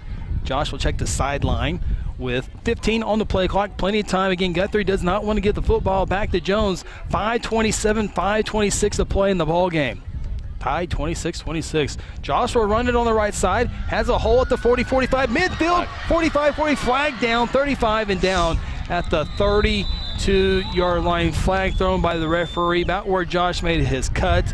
And this is all but coming back. Hold on the Blue Jays. And then to top it off at the end of the play, Josh got taken down really awkwardly. So you lose the yards and you get your quarterback nicked. So yeah, he's definitely got a little hitch in his giddy up right now. Rough series of events right there for the Blue Jays. Yeah, and good news for Longhorns. 44 back on the field for the Longhorns, so that's good to see. That's not what we needed, Phil. No, I mean, that was the perfect storm right there. So now, instead of first down and 10 in around the 35 of Jones, it's second down and 18 from the Guthrie 28-yard line. And you got to get the passing game going here, you certainly think. 3-man front, 3 safeties. Pass caught by KBS. Forward progress will be the 33, 5 yards. Third down and 13 upcoming. Wow. Definitely not the situation this offense likes to be in. If you do have to punt the football away, you will have the wind behind your back. Josh, again, averaging 45 yards per punt entering the ball game. But you definitely want to try to get 13 yards here on this play. If not, you're going to have to punt the football away in a tie game. KBS into motion. Josh to throw. Looking for KBS, and it's incomplete. Is there a flag? No. Guthrie coaches want it at the 45-yard line. It would have been short of the first down. And now Guthrie have to punt the football away with 4:20 left in the ball game. And boy, does this have Carson May written all over it. Yeah, I think if we had your handy-dandy replay, I'd have seen a left arm sneak in there around the waist right there. A little early. You know what? It's a bang-bang play. It's a good ball game. I don't hate it. It would certainly help your chances in front of the Guthrie side, Guthrie side of things, in front of the coaches. Yeah, I just hope both sides had fun tonight. Has your shirt ever come in that says that? No. I get it. No. Josh Raines at his own 22. It's a high snap. There's a flag thrown. Guthrie flinched right there out on the right side of the line. False start, indeed. Backs him up even further. And Elijah Reed, the standout running back / wide receiver / athlete, back at his 35-yard line. Josh Raines, after the penalty, backs up to his 15. Boy, sure would like to get your average here at least on this punt. It's a high snap. Josh fields it, though. Much better punt than the time before. Right at Reed, though, who fields it at the 33-yard line. Here's the return to the 35 and down. Nice. Jalen Chelf with a great open field tackle. And the Jones Longhorns will take over first down and 10. 4 minutes and 10 seconds left in regulation. Again, 26-26 ball game. That was a big-time open field tackle by the sophomore. Last week's player of the game for the Blue Jays. There's a lot of real estate left. Yeah. If he misses that tackle. Yeah, a lot. Because that punt got down the field in a hurry up. It did. Good punt. Very good punt. So here comes Carson May and the Longhorns offense. Now they got Reed in the slot. All marked at the 35-yard line. 3 receivers. Reed in the motion from that slot. They'll hand it to him on a jet sweep play. Looking for the hole to bunts. Nothing there. Spins. And it'll pick up 3 yards at most. As we now go under 4 minutes left here in Jones. Great tackle by KBS on the right side. Not quite sure who he was spinning off of there, but that was kind of. It looked good. It looked like when you're playing Madden, you accidentally hit the circle button. Yeah, oh, what am I doing? Yeah, like he hit it twice. Video game, Phil. It's graphic. Yeah, pretty cool deal. Like Pong? No. Second down and 7. Trips receivers to the near side. Made a throw. Tight end was open. Now it's flushed out. Throws it downfield against his body, and wide open is Reed. Coming back. But it's coming back. Yeah, it's coming back. He's going to go into the end zone, but there is a flag down back at the 33-yard line near the in the backfield. Shaputis was heading for a sack, and he just got tackled. Yeah. Indeed, that is the call. And scary enough, though. Yeah. Reed was able to find himself wide open. I don't like that part of it.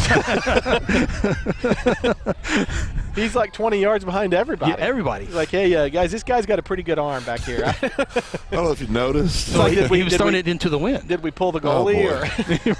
Right. I mean, he was wide open. In fact, I don't know if he was going to catch it or not because he was so wide open. It wasn't. That's why the Blue Jays, they haven't talked to Casey about the aerodynamics of the football. Fleck does not need any help. I think it's a real thing, guys. Oh, stop. So is that penalty. Second down and 22 for the Longhorns as they're Let's drop somebody deep here, maybe. I don't know. back at their 22. Made, fakes the slant, now throws it, and it's caught. Nope. Through the hands of Reed at the 40-yard line. DeAndre Jones step for step, and that ball falls incomplete. Third down and 22. You got to hold one more time. Reed slow to get up. Yeah, he landed really awkward, guys. I mean, really awkward. I'm real quick. I'm going to guess the plan here is to get the ball to 8. So we'll see. We're going to have to keep an eye on him. We'll take a timeout. 3:04 left in the fourth quarter. 26-26. Jones, when we return, we'll have a third down and 22 play. This is Guthrie Blue Jay football presented by F&M Bank. When garage door problems occur, don't call a kind of service company or maybe a repair guy. Call Paul Creed at A-Team Overhead Door. Paul owns and operates his company and has over 15 years of experience in residential and commercial overhead door service. Paul provides all garage door services from repairs to installations. With free estimates, Paul will work with you to decide the best possible solution for your garage door or opener problems. Call A-Team Overhead Door today, 405-642-7065. FCC is the place to be. At First Christian Church, we love to support our Guthrie Blue Jays and be all in. We are all in with our athletes, our students, our families, our community, and our faith.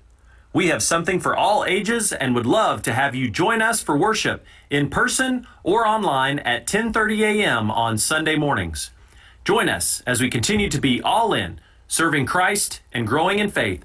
And as always, go Blue Jays! Third down and 22 for the Longhorns. May gets a shotgun snap, throws it off his back foot. It's incomplete, and here comes a flag on Cole Whitfield. I'm not sure if I agree with that one or not. Cole never turned his head, but I didn't really see a whole lot of grabbing or holding. And the ball was just thrown to nowhere. It was thrown to nowhere. Cole's running with the guy step for step. They're hand jockeying maybe, but what a huge call. That ball was 10 yards past anybody on the field. So it's a 15-yard penalty. Replay the down, which is now third down and 7 yards for the Longhorns. So you got to get one more stop here. Try to get Jones to punt the football away. 2:59 left in the ball game. Tied 26-26. 3-receiver set. Made a throw. Rolling to his right. Here comes Walters from behind. He's going to get down for the sack. All the way back to the 32-yard line. Jackson Walters, the sophomore, showed off his speed and then his power to take down May. And now the punting time for the Longhorns. That was awful impressive, guys.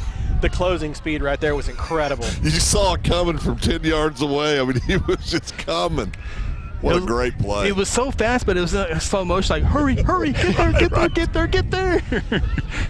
That's big time, big time. After that penalty, that play, gosh, what a turn of events. Oh.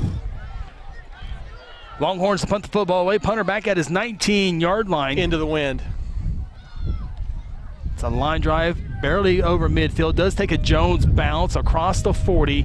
And a really good bounce. And it'll go all the way to the 35-yard line. Here we go. 2 minutes and 8 seconds left in regulation. Guthrie 26, Jones 26. Blue Jays obviously want to go on a 2-minute drive here and put points on the board, but worst case scenario, don't leave any time on the field. Well, and with the wind, in pregame, we were watching our kicker. Ezok. Mr. Ezok was banging him in from 42 out towards this end zone, so we know he can do it. Yep. One shining moment. I think Guthrie does have all 3 timeouts, so here we go. Twin receivers to each side. Ty Eaton in the motion left to right.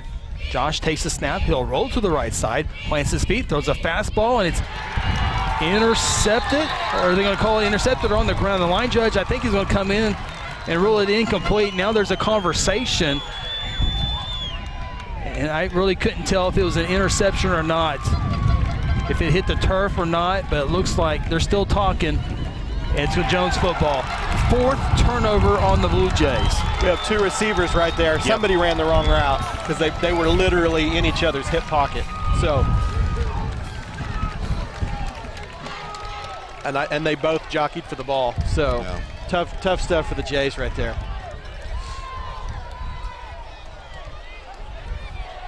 So now the defense has got to come back onto the field.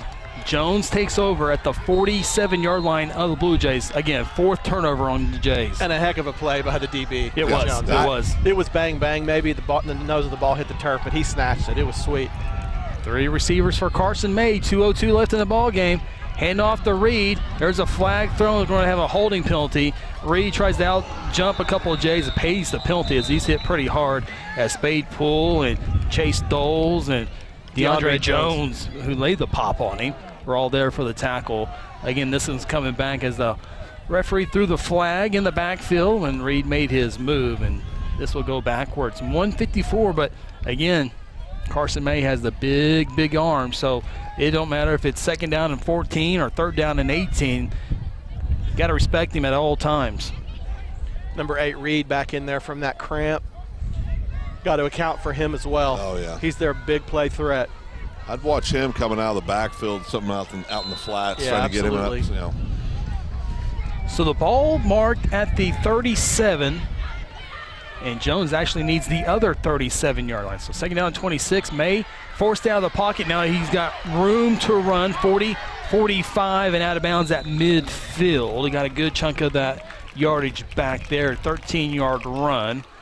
They'll bring up a 2nd down, and even better for Jones and May, he was able to get out of bounds. Stops the clock with 1:39 left. I'm going to go ahead and call it right now. We're going to overtime. Well, remember, Jones has not tried an extra point all night, so that tells you they don't have a field goal kicker. Yeah. Guthrie has not scored in the second half. Guthrie, at halftime, led this game 26-20. 2nd down and 14.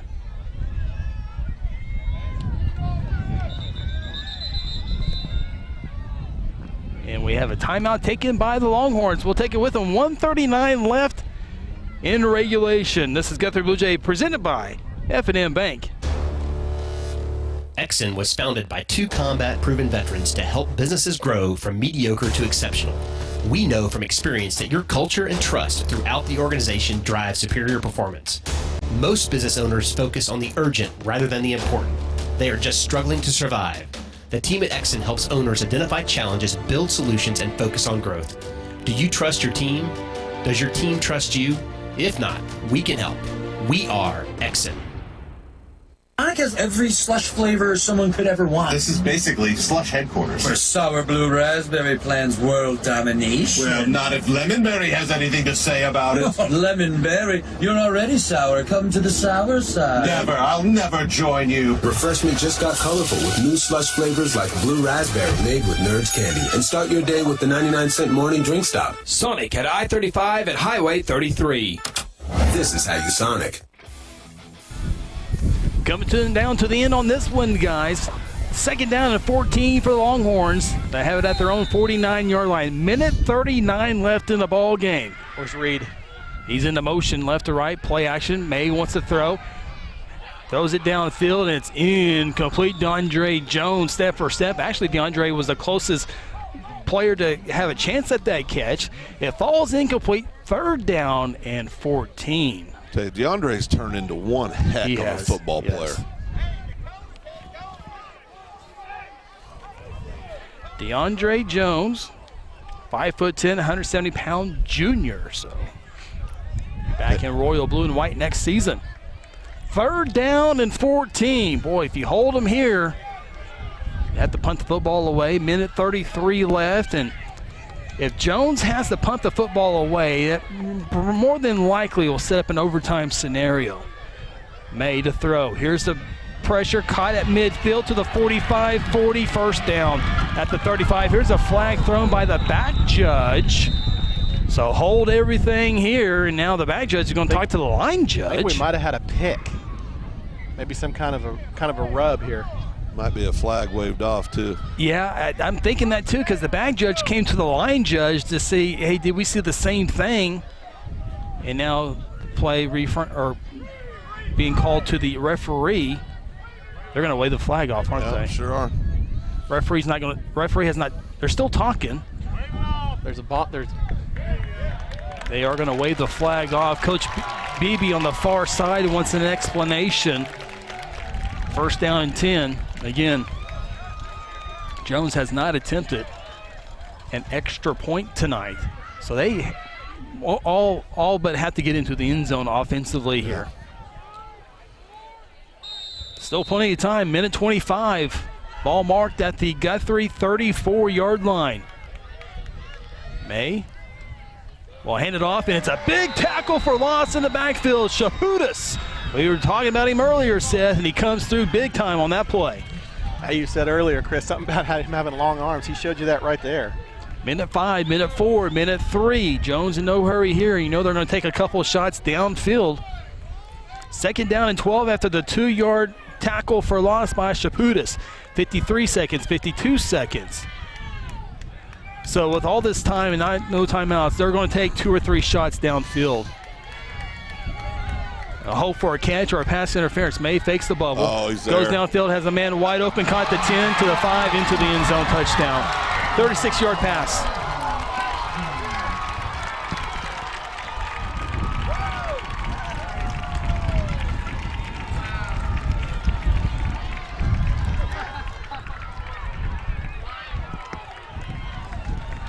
Just an excellent drawn-up play right there, guys. Excellent execution. You know, they just hit us on that slip screen, and that's what we were looking for.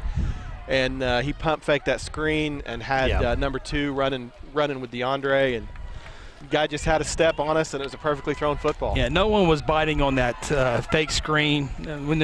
Here's a 2-point try. It's a reverse option. Looking to throw it, and they throw it into the end zone. A well-designed play, and the 2-point try is no good. So it remains a 6-point ball game, 32-26. However, only 37 seconds remaining in the contest. Timeout from Jones. This is Guthrie Blue Jay football presented by F&M Bank. At South Point Baptist Church, we want you to cheer loud and be proud as we send the Blue Jays to victory. Afterwards, join us each Sunday in our friendly family atmosphere. South Point invites you, your family, and friends to join us each week with Sunday school beginning at 10 a.m. and our morning service at 11 a.m. South Point wishes all students this season to make fun and exciting memories not only on the playing field, but in the classroom as well. And as always, go Blue Jays. Sometimes you need immediate care and can't get in to see your doctor during regular hours. With Mercy Convenient Care in Guthrie, you can walk in without an appointment and get the medical attention you need at a lower cost and with shorter waiting time than your local emergency room. The Mercy Convenient Care is located at 2919 South Division. For any concerns, call 405-282-6301. Services are provided by Mercy Hospital, Logan County. Choose Guthrie. Choose Mercy. Jones Longhorns back on top after the 36-yard touchdown pass. Here's the kickoff. Fielded by Jalen Shelf at the 28. If you can ever get a return here, 35-40. Cuts it to the outside. 45 midfield. 45 and down at the 44-yard line. 27 seconds left. And so the Jays will have an opportunity here. One block right there. One more block, and we're taking that to the house. But you got the wind at your back. You're on the right side of the 50. You got 27 seconds. Jones is taking the timeout here. Blue Jays have their timeouts, correct? Yes, I do believe that is correct, and we'll keep it here. Don't want to miss anything now. As 27 seconds left in the ball game, Jones, again, a 36-yard touchdown pass. Carson May, I mean, he put it on the numbers. I mean, DeAndre Jones was step for step, and it was just a well-thrown ball in stride. You know, I was sitting up here singing the praises of 8. You got to account for 8, account for 8, account for 8. They slipped 8 out of the backfield. Safety's watching 8. You know, everybody's watching 8, and you got 2 in the slot just going right down Main Street. And like you say, DeAndre was right with him, but it's just an elite throw by an elite thrower. Yeah, it really was. I mean, he caught it in stride, and it's just tip your cap. And it's saying no matter what it was, Carson May, whether it was second down and 18 or if the ball is at the midfield, you got to respect his arm. And now we'll see if Guthrie Blue Jays have a little Blue Jay magic in them here. First down and 10 from the 44-yard lines of the Longhorns. Remember, 27 seconds left. You do have the timeout, so you don't have to go all for it right here. Reins in the gun, Titan in the motion. Josh gets the snap, has time, goes downfield, has a man open, KBS, and they cannot connect at the 5-yard line. Probably 2 yards too strong of a pass. It was there, 21 seconds left. Well, I think our fun conversation we've been having about the ball with the wind and against the wind may be proven out right here in front of us, because that ball just sailed just a hair further than it needed to. And I think the whole stadium had their collective hearts in their throat right there, because that looked all the world like a touchdown for the Blue Jays. Second down from the 44. Twin receivers each side. Josh has time. Far side, caught at the 30-yard line and out of bounds. Out of bounds with 15 seconds. Is that Ty Eaton on the catch? Ty Eaton. 32, sophomore. Quickly got out of bounds. Great throw by 17, Raines. A couple more times like that. Right Give yourself there. a chance. Right there. Still have timeouts to go. Got to be careful and judicious with the time. Balls. But obviously, it's going to have time to have 2 more snaps, maybe 3. 15 seconds left. Trips receivers to the near side. Isaiah Hammonds in the backfield to block for Josh Raines. Josh takes the snap. He'll roll to the near side, plants the feet, and it's incomplete. Really not even a Blue Jay in the area. Ty Eaton was there, but Josh really sold that one and really never had a chance on that one. 11 seconds left on the game clock. Jays need a touchdown tied up. Yeah. We've got a lot of options right here, Chris, from the 30 with the wind at your back. Playbook's probably pretty wide open right here. Willie Clymer in there at receiver, along with 3 other Blue Jays. Here's the snap. Josh has a man open, and it's incomplete. KBS at the 10-yard line, and boy, if that catch is made, we really have a big play there. Now only 7 seconds left. Guthrie takes a timeout. We're not going anywhere. We'll leave it here. And you would certainly think, Seth, one last snap. One last snap. But what a ball game, Chris. What an atmosphere. You know, 2 really, really solid football programs. You know, you come out into a night like this, and generally when you have 2 fairly evenly matched squads, the team with the best player is probably going to win. And I think that's what we've seen tonight. And you know, a lot of circumstances made this an uphill climb for the Blue Jays, from the late call of the game this morning to no opportunity to study film, etc. And the way they were preparing, the way they've been practicing all week. And, hats off to both programs. Obviously, we have 1 more snap here, so I'm not reading the eulogy just yet. But it's been an excellent ball game, great entertaining game. Stay tuned. Terra Insure Group post-game show after this one. Here we go. One final play for the Blue Jays. 3rd down and 10 from the 30-yard line. 7 seconds left. Hand off to Isaiah. Flea flicker goes nowhere. Ball's loose. Josh Raines picks it up, and he'll be hit for a loss back at the 42. And that's the ball game. Jones Longhorns win it. Boy, they look like they just won a big playoff game as they celebrate here at Longhorn Football Stadium. Jones wins it. Boy, they're still dancing. 32-26. Jones takes down the Blue Jays. We'll take a timeout. When we come back, it's the Terra Insure Group post-game show. This is Guthrie Blue Jay football presented by F&M Bank. Hello, Blue Jay family. I'm Pastor Hetty. I want to invite you to North Church Guthrie, where you can expect fun, Bible-centered kids and student ministries, life-giving groups, engaging worship, and powerful messages. I would love to see you and your family at North Church Guthrie this Sunday at 9:30 or 11 a.m. at Guthrie Upper Elementary School, where our vision is to love God, love people, and follow Jesus. And remember, God loves you, and go win. For decades, Guthrie Athletics has been a source of pride in the Guthrie community. Hi, I'm Merritt Roberts, and I've been a Blue Jay supporter and Farm Bureau agent for many, many years. I want to wish all the Guthrie student athletes not only a great season on the field, course, track, or court, but in the classroom as well. If integrity, honesty, and accessibility are important to you, call Farm Bureau at 620-4920 and ask for Merritt. I would welcome the opportunity to give you a professional evaluation of your insurance needs, or simply stop by and let's talk about the Jays. Today I'm sharing Golden Chick with the world. Are you ready to taste Golden Chick for the first time? 100% tenderloin, that's where the golden tenders come from. Marinated for 24 hours. It is amazing. Then we also got the rolls, made fresh. It feels like they were just baked. You know why it feels that way? They were. Every time I go, I like to get extra rolls, so I love it. We are being kind of photobombed right now by the one and only Clucky. Have you met Clucky the chicken? Don't get too starstruck. He's just a regular guy. One taste, and you're golden. He's on Tinder. That's like a chicken dating app.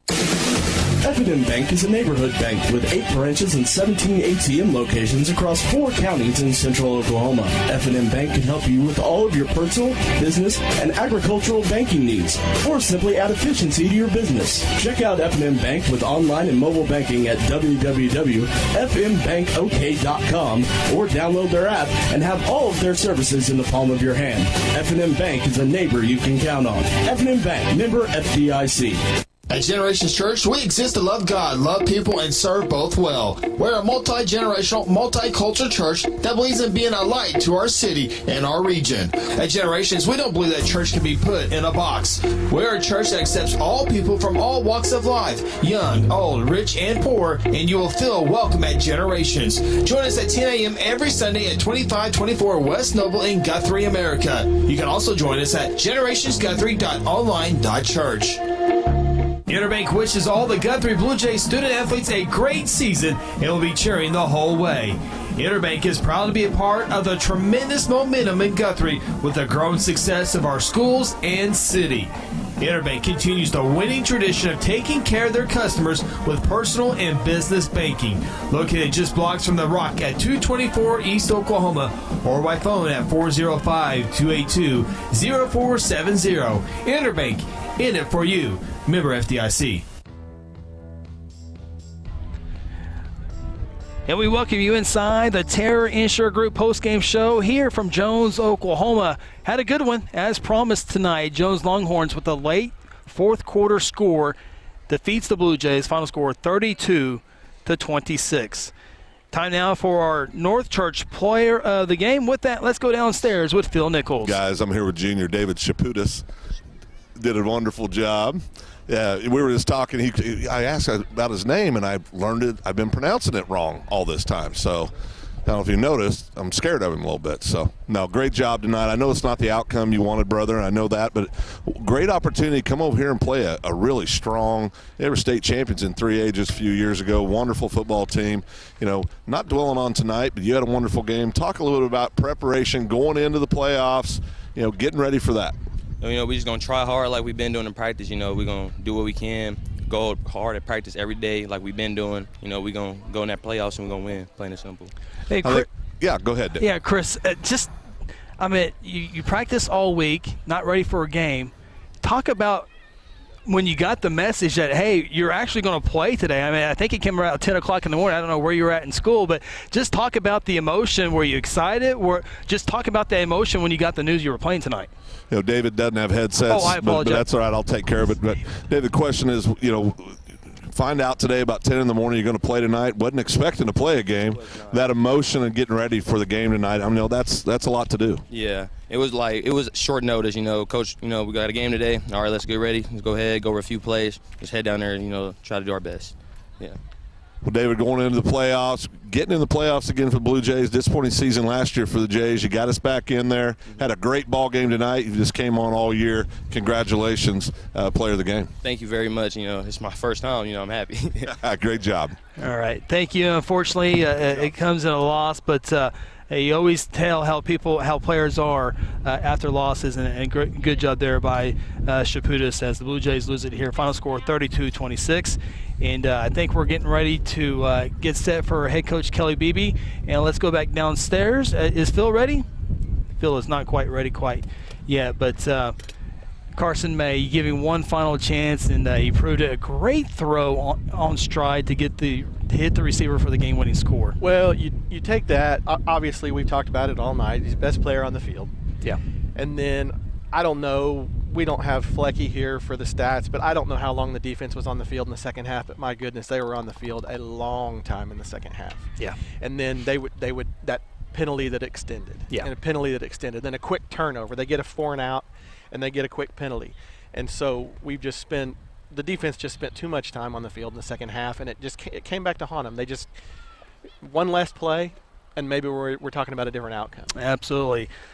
Time now for our on-field interview presented by Generations Church with Blue Jay head coach Kelly Beebe. Let's go back downstairs with Phil Nichols. Guys, I am here with head football coach Kelly Beebe. Coach, most important thing tonight was to get the kids in game situation against an outstanding football team, 3A state champions just a few years back, one of the absolute best throwing quarterbacks in the state of Oklahoma, and well coached. Looking forward into the playoffs. Talk about that and kind of just the preparation and getting ready to go into the playoffs. Well, we'll definitely have more preparation for the playoffs than we had for this game. Coach Martin called me about 10 o'clock this morning, and he had got bailed out on the last 2 weeks, didn't have games, and we found out we weren't going to have, a potential first-round game with Southeast, depending on how the Piedmont game came out. And so he said, you guys want to play? I said, yeah, we just need to get on the field. Only playing 6 ball games and it being week 10. This is a big football team, big up front on both sides of the ball. 2A team, they only play one kid both ways. Quarterback's outstanding. And I knew we were going to have a battle on our hands. We had no preparation time, no film time, just like they didn't.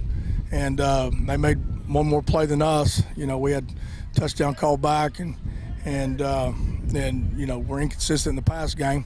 And like I say, this game did not hurt us a bit. It hurts our pride a little bit, but any 5A team that wants to come play these guys with, 4 hours notice, come on over to their place. Anyway, as far as the playoff goes, we got to see how the games fell in the 5A1 district tonight, and then we'll have a pretty good idea who our second-round opponent will be or our first-round opponent will be, depending on the Piedmont-Woodward game. Yeah, the last we heard, and Chris, I don't know if we have an update on that Woodward game. Yeah, but Piedmont won 35-7. Piedmont won 35-7, so it looks like we'll finish third in the districts, have a bye next week now, and then it's going to look like probably El Reno or It really depends on the Lawton Mac Ardmore ball game. Okay. If Lawton Mac won by 7, they would be second. If they won by 6 or less or got beat, they would be possibly fourth, and then Duncan would be back at second. Okay. So there's some scenarios there that I don't know about right now. Anyway, great crowd over here tonight. This small school atmosphere is one of a kind. Appreciate our fans that came over, and win, lose, or draw, they got to see a heck of a football game. That's what we were talking about up top, just great high school football, great atmosphere. We appreciate you, always appreciate you coming spending time with us after the game. I know you guys get preparation for the playoffs, get ready to roll. Absolutely, guys. We appreciate you. Head coach Kelly Beebe. And that is indeed head football coach Kelly Beebe on our on-field interview, brought to you by our good friends at Generations Church, 2524 West Noble Avenue. Of course, you can find them online at their website as well as on Facebook.com. Simply search Generations Church. Josh Seabolt, pastor over there, does a great job. Appreciate them sponsoring our on-field interviews this season. With that, we'll take a time out here on the Terra Insure Group post-game show. Come back and break this one down a little bit as the Class 2A Longhorns, again, over the last 6 seasons, have won 89% of their ball games. They're a powerhouse in Oklahoma football. Timeout. This is the Terra Insure Group post-game show. At South Point Baptist Church, we want you to cheer loud and be proud as we send the Blue Jays to victory. Afterwards, join us each Sunday in our friendly family atmosphere. South Point invites you, your family, and friends to join us each week with Sunday school beginning at 10 a.m. and our morning service at 11 a.m. South Point wishes all students this season to make fun and exciting memories not only on the playing field, but in the classroom as well. And as always, go Blue Jays. After this, we bring you more from the stadium as the Terra Insure Group postgame show continues. Sometimes you need immediate care and can't get in to see your doctor during regular hours. With Mercy Convenient Care in Guthrie, you can walk in without an appointment and get the medical attention you need at a lower cost and with shorter waiting time than your local emergency room. The Mercy Convenient Care is located at 2919 South Division. For any concerns, call 405-282-6301. Services are provided by Mercy Hospital, Logan County. Choose Guthrie. Choose Mercy.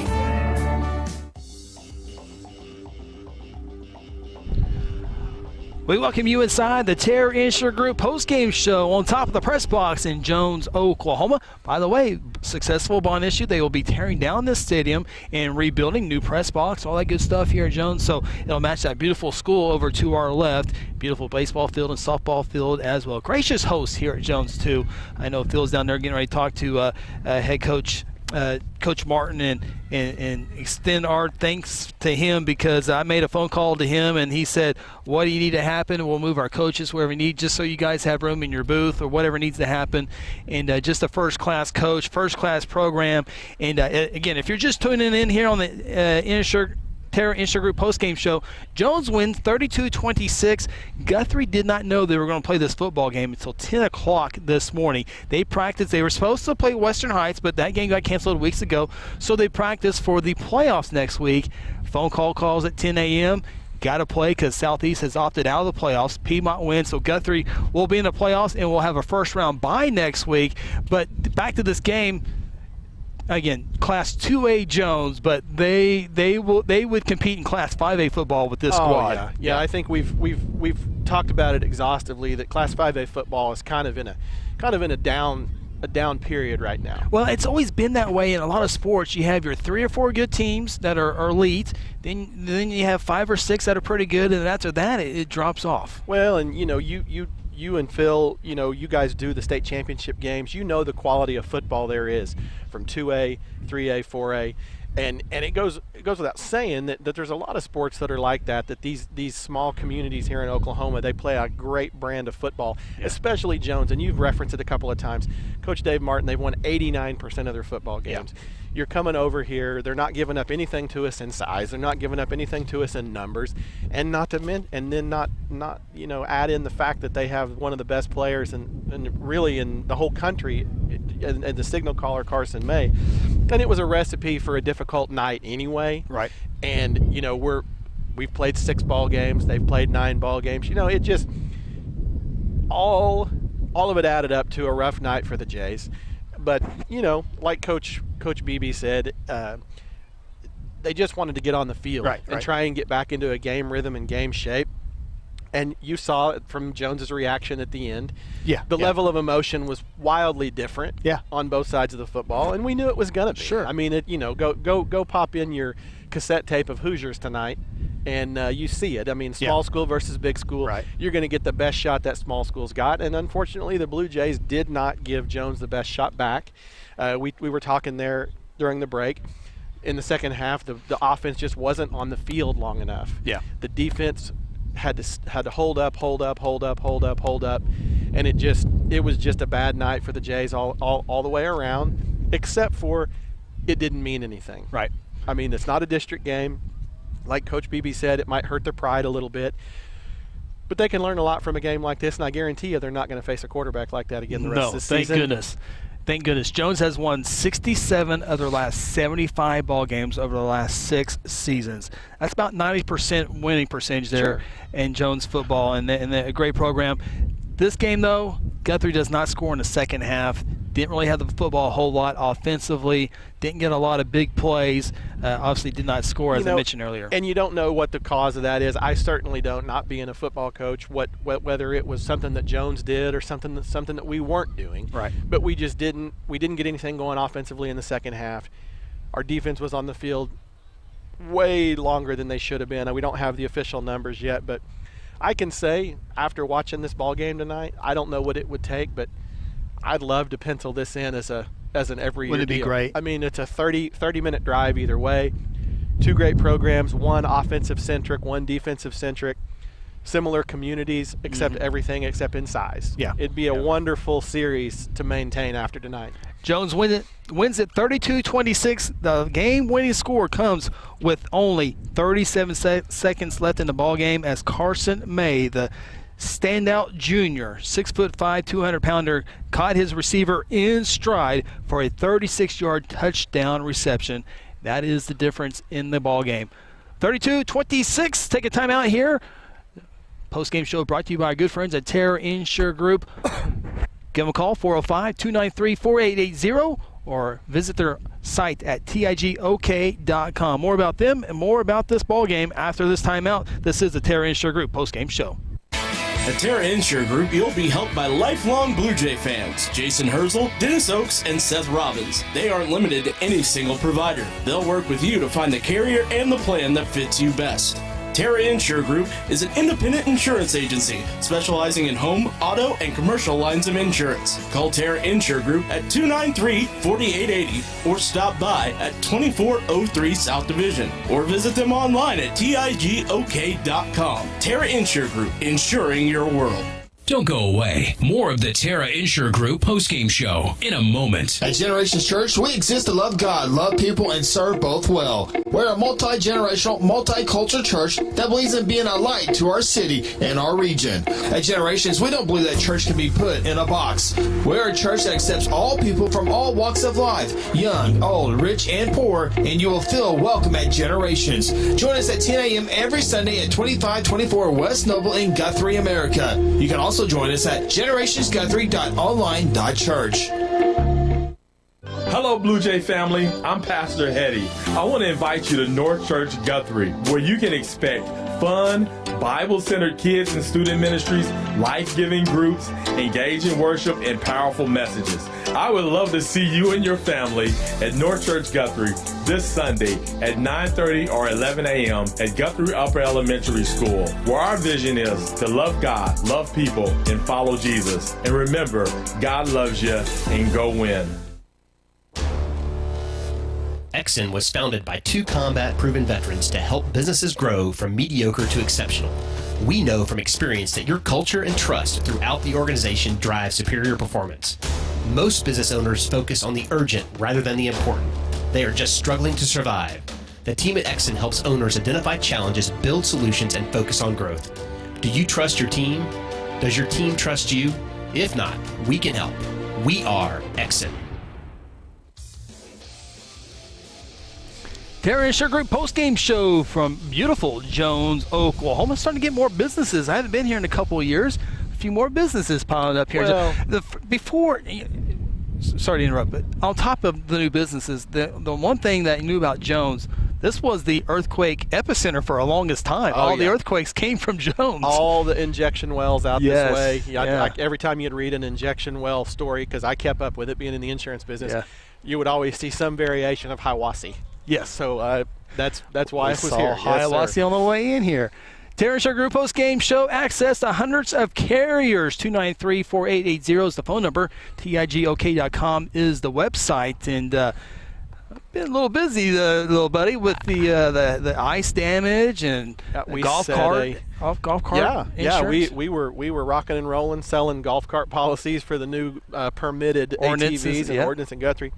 But the last 8 to 10 days have been quite busy at TIG. We set a record last week, not a record I'd like to repeat. We set a record. We filed about 85 claims last week due to the ice storm. Yeah, it's a pretty widespread storm. Yeah, it was, and it's not something that's in our wheelhouse. It's not as far as knowing or experiencing with ice storm claims. Right? I spoke with one of our carriers, and their claims manager has been processing claims in Oklahoma and Texas for 41 years. And he said this was ice storm number 3 for him in 41 years. Wow. This was ice storm number 1 for Terra Insure. But we got through it. We're getting through it. We're working through it with our clients.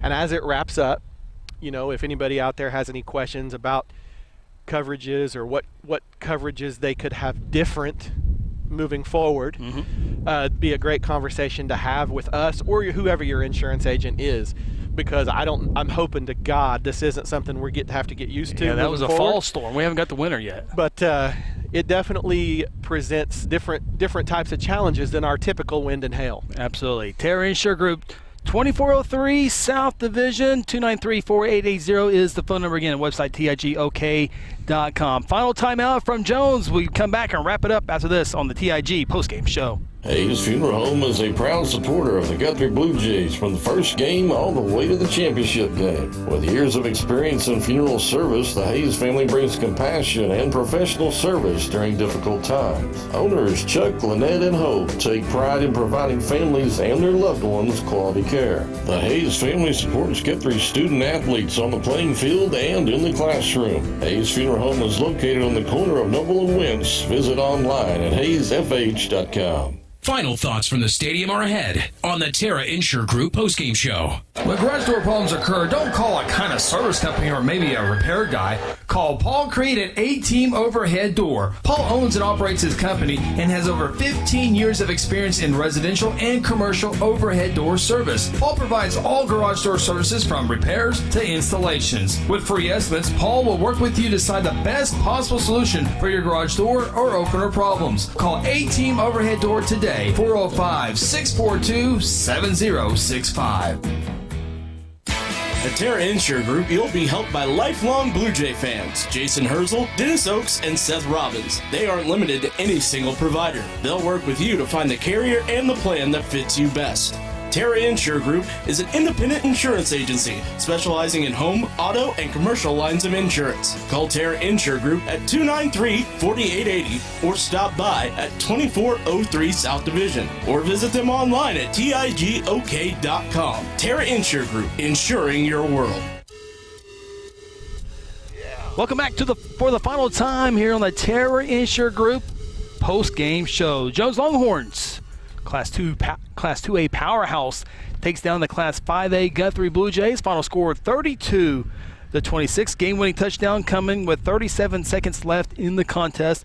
36-yard pass. Carson May in stride to his receiver is the deciding factor. Guthrie does not score any points in the second half. Led at halftime 26-20 and just couldn't overcome the Longhorns in the second half. You know, for us and the Blue Jays and all the parents that are driving home right now, this certainly wasn't the outcome that we wanted when we found out we were coming over here today.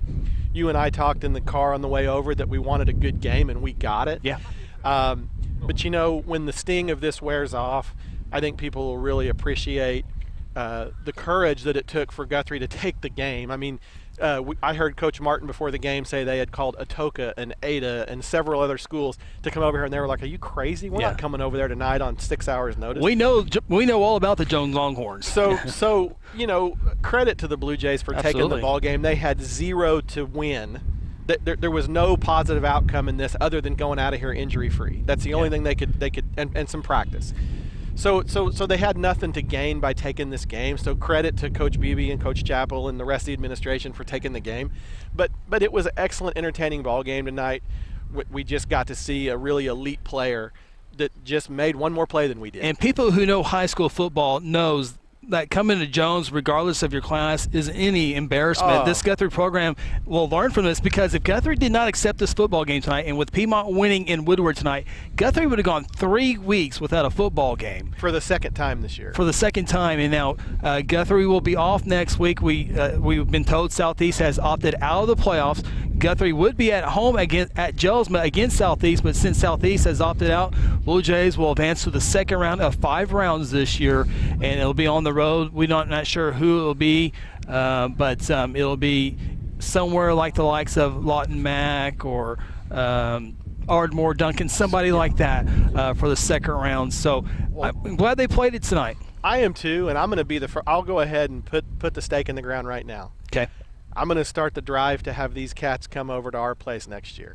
I mean, what an awesome return favor that would be. Well, and Carson May returns. He's only a junior. And then when he graduates, the next great stud quarterback will be here in Jones. And so geography and similarity in programs, similarity in communities, I think it begs at least the exploration. Yeah. Because, you know, I don't see – they weren't physically outmatched in the least. No. I mean, they don't have to worry about injury or anything like that.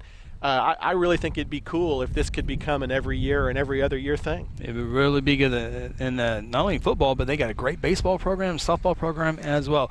Well, we need to get out of here before they turn off the lights. We got a lot of equipment to haul in or haul downstairs, a couple stairs actually. Did we hire the Sherpa to help us get down from here? Yeah, they're on the way. Because I'm in hopefully huge we trouble. fit in there. I'm really scared of heights. Final score for the final time tonight here in Jones, Oklahoma. The Longhorns in Class 2A football take down the 5A Blue Jays. Final score 32-26. Big thank you to Jordan Leach back in our Stillwater studio. For all of our listeners on Hot 93.7 FM KSBI. Camera operators tonight, Kel Evans and Mason Russell. Our on-site producer, second week in a row, I think, producing is Braden Russell. Big thank you to all of them that make the broadcast go as well as it did tonight. For my partners, Phil Nichols, Seth Robbins, I'm Chris Evans. We'll talk to you next time. Have a great weekend. And as always, go Blue Jays. Guthrie Football 2020 is brought to you by Interbank, strengthen our communities through community banking. Golden Chick, the original and still the best. South Point Baptist Church, welcome home. Exton, we build better business owners. Terra Insure Group, insuring your world. John Vance Auto Group, where it's comfortable to buy a car. Generations Church, love God, love people, serve both well. North Church Guthrie, you matter. Mercy Hospital, Logan County, your life is our life's work. And F&M Bank, a neighbor you can count on. Guthrie Blue Jay Football is also brought to you by the Guthrie Tag Agency, A-Team Overhead Door, First Christian Church, Hayes Funeral Home, Sonic at I-35 and Highway 33, and Mary Roberts Farm Bureau, Oklahoma. You've been listening to Guthrie Blue Jay Football on the Guthrie Radio Network, home of the 4-time state champions. Until next time, go Blue Jays!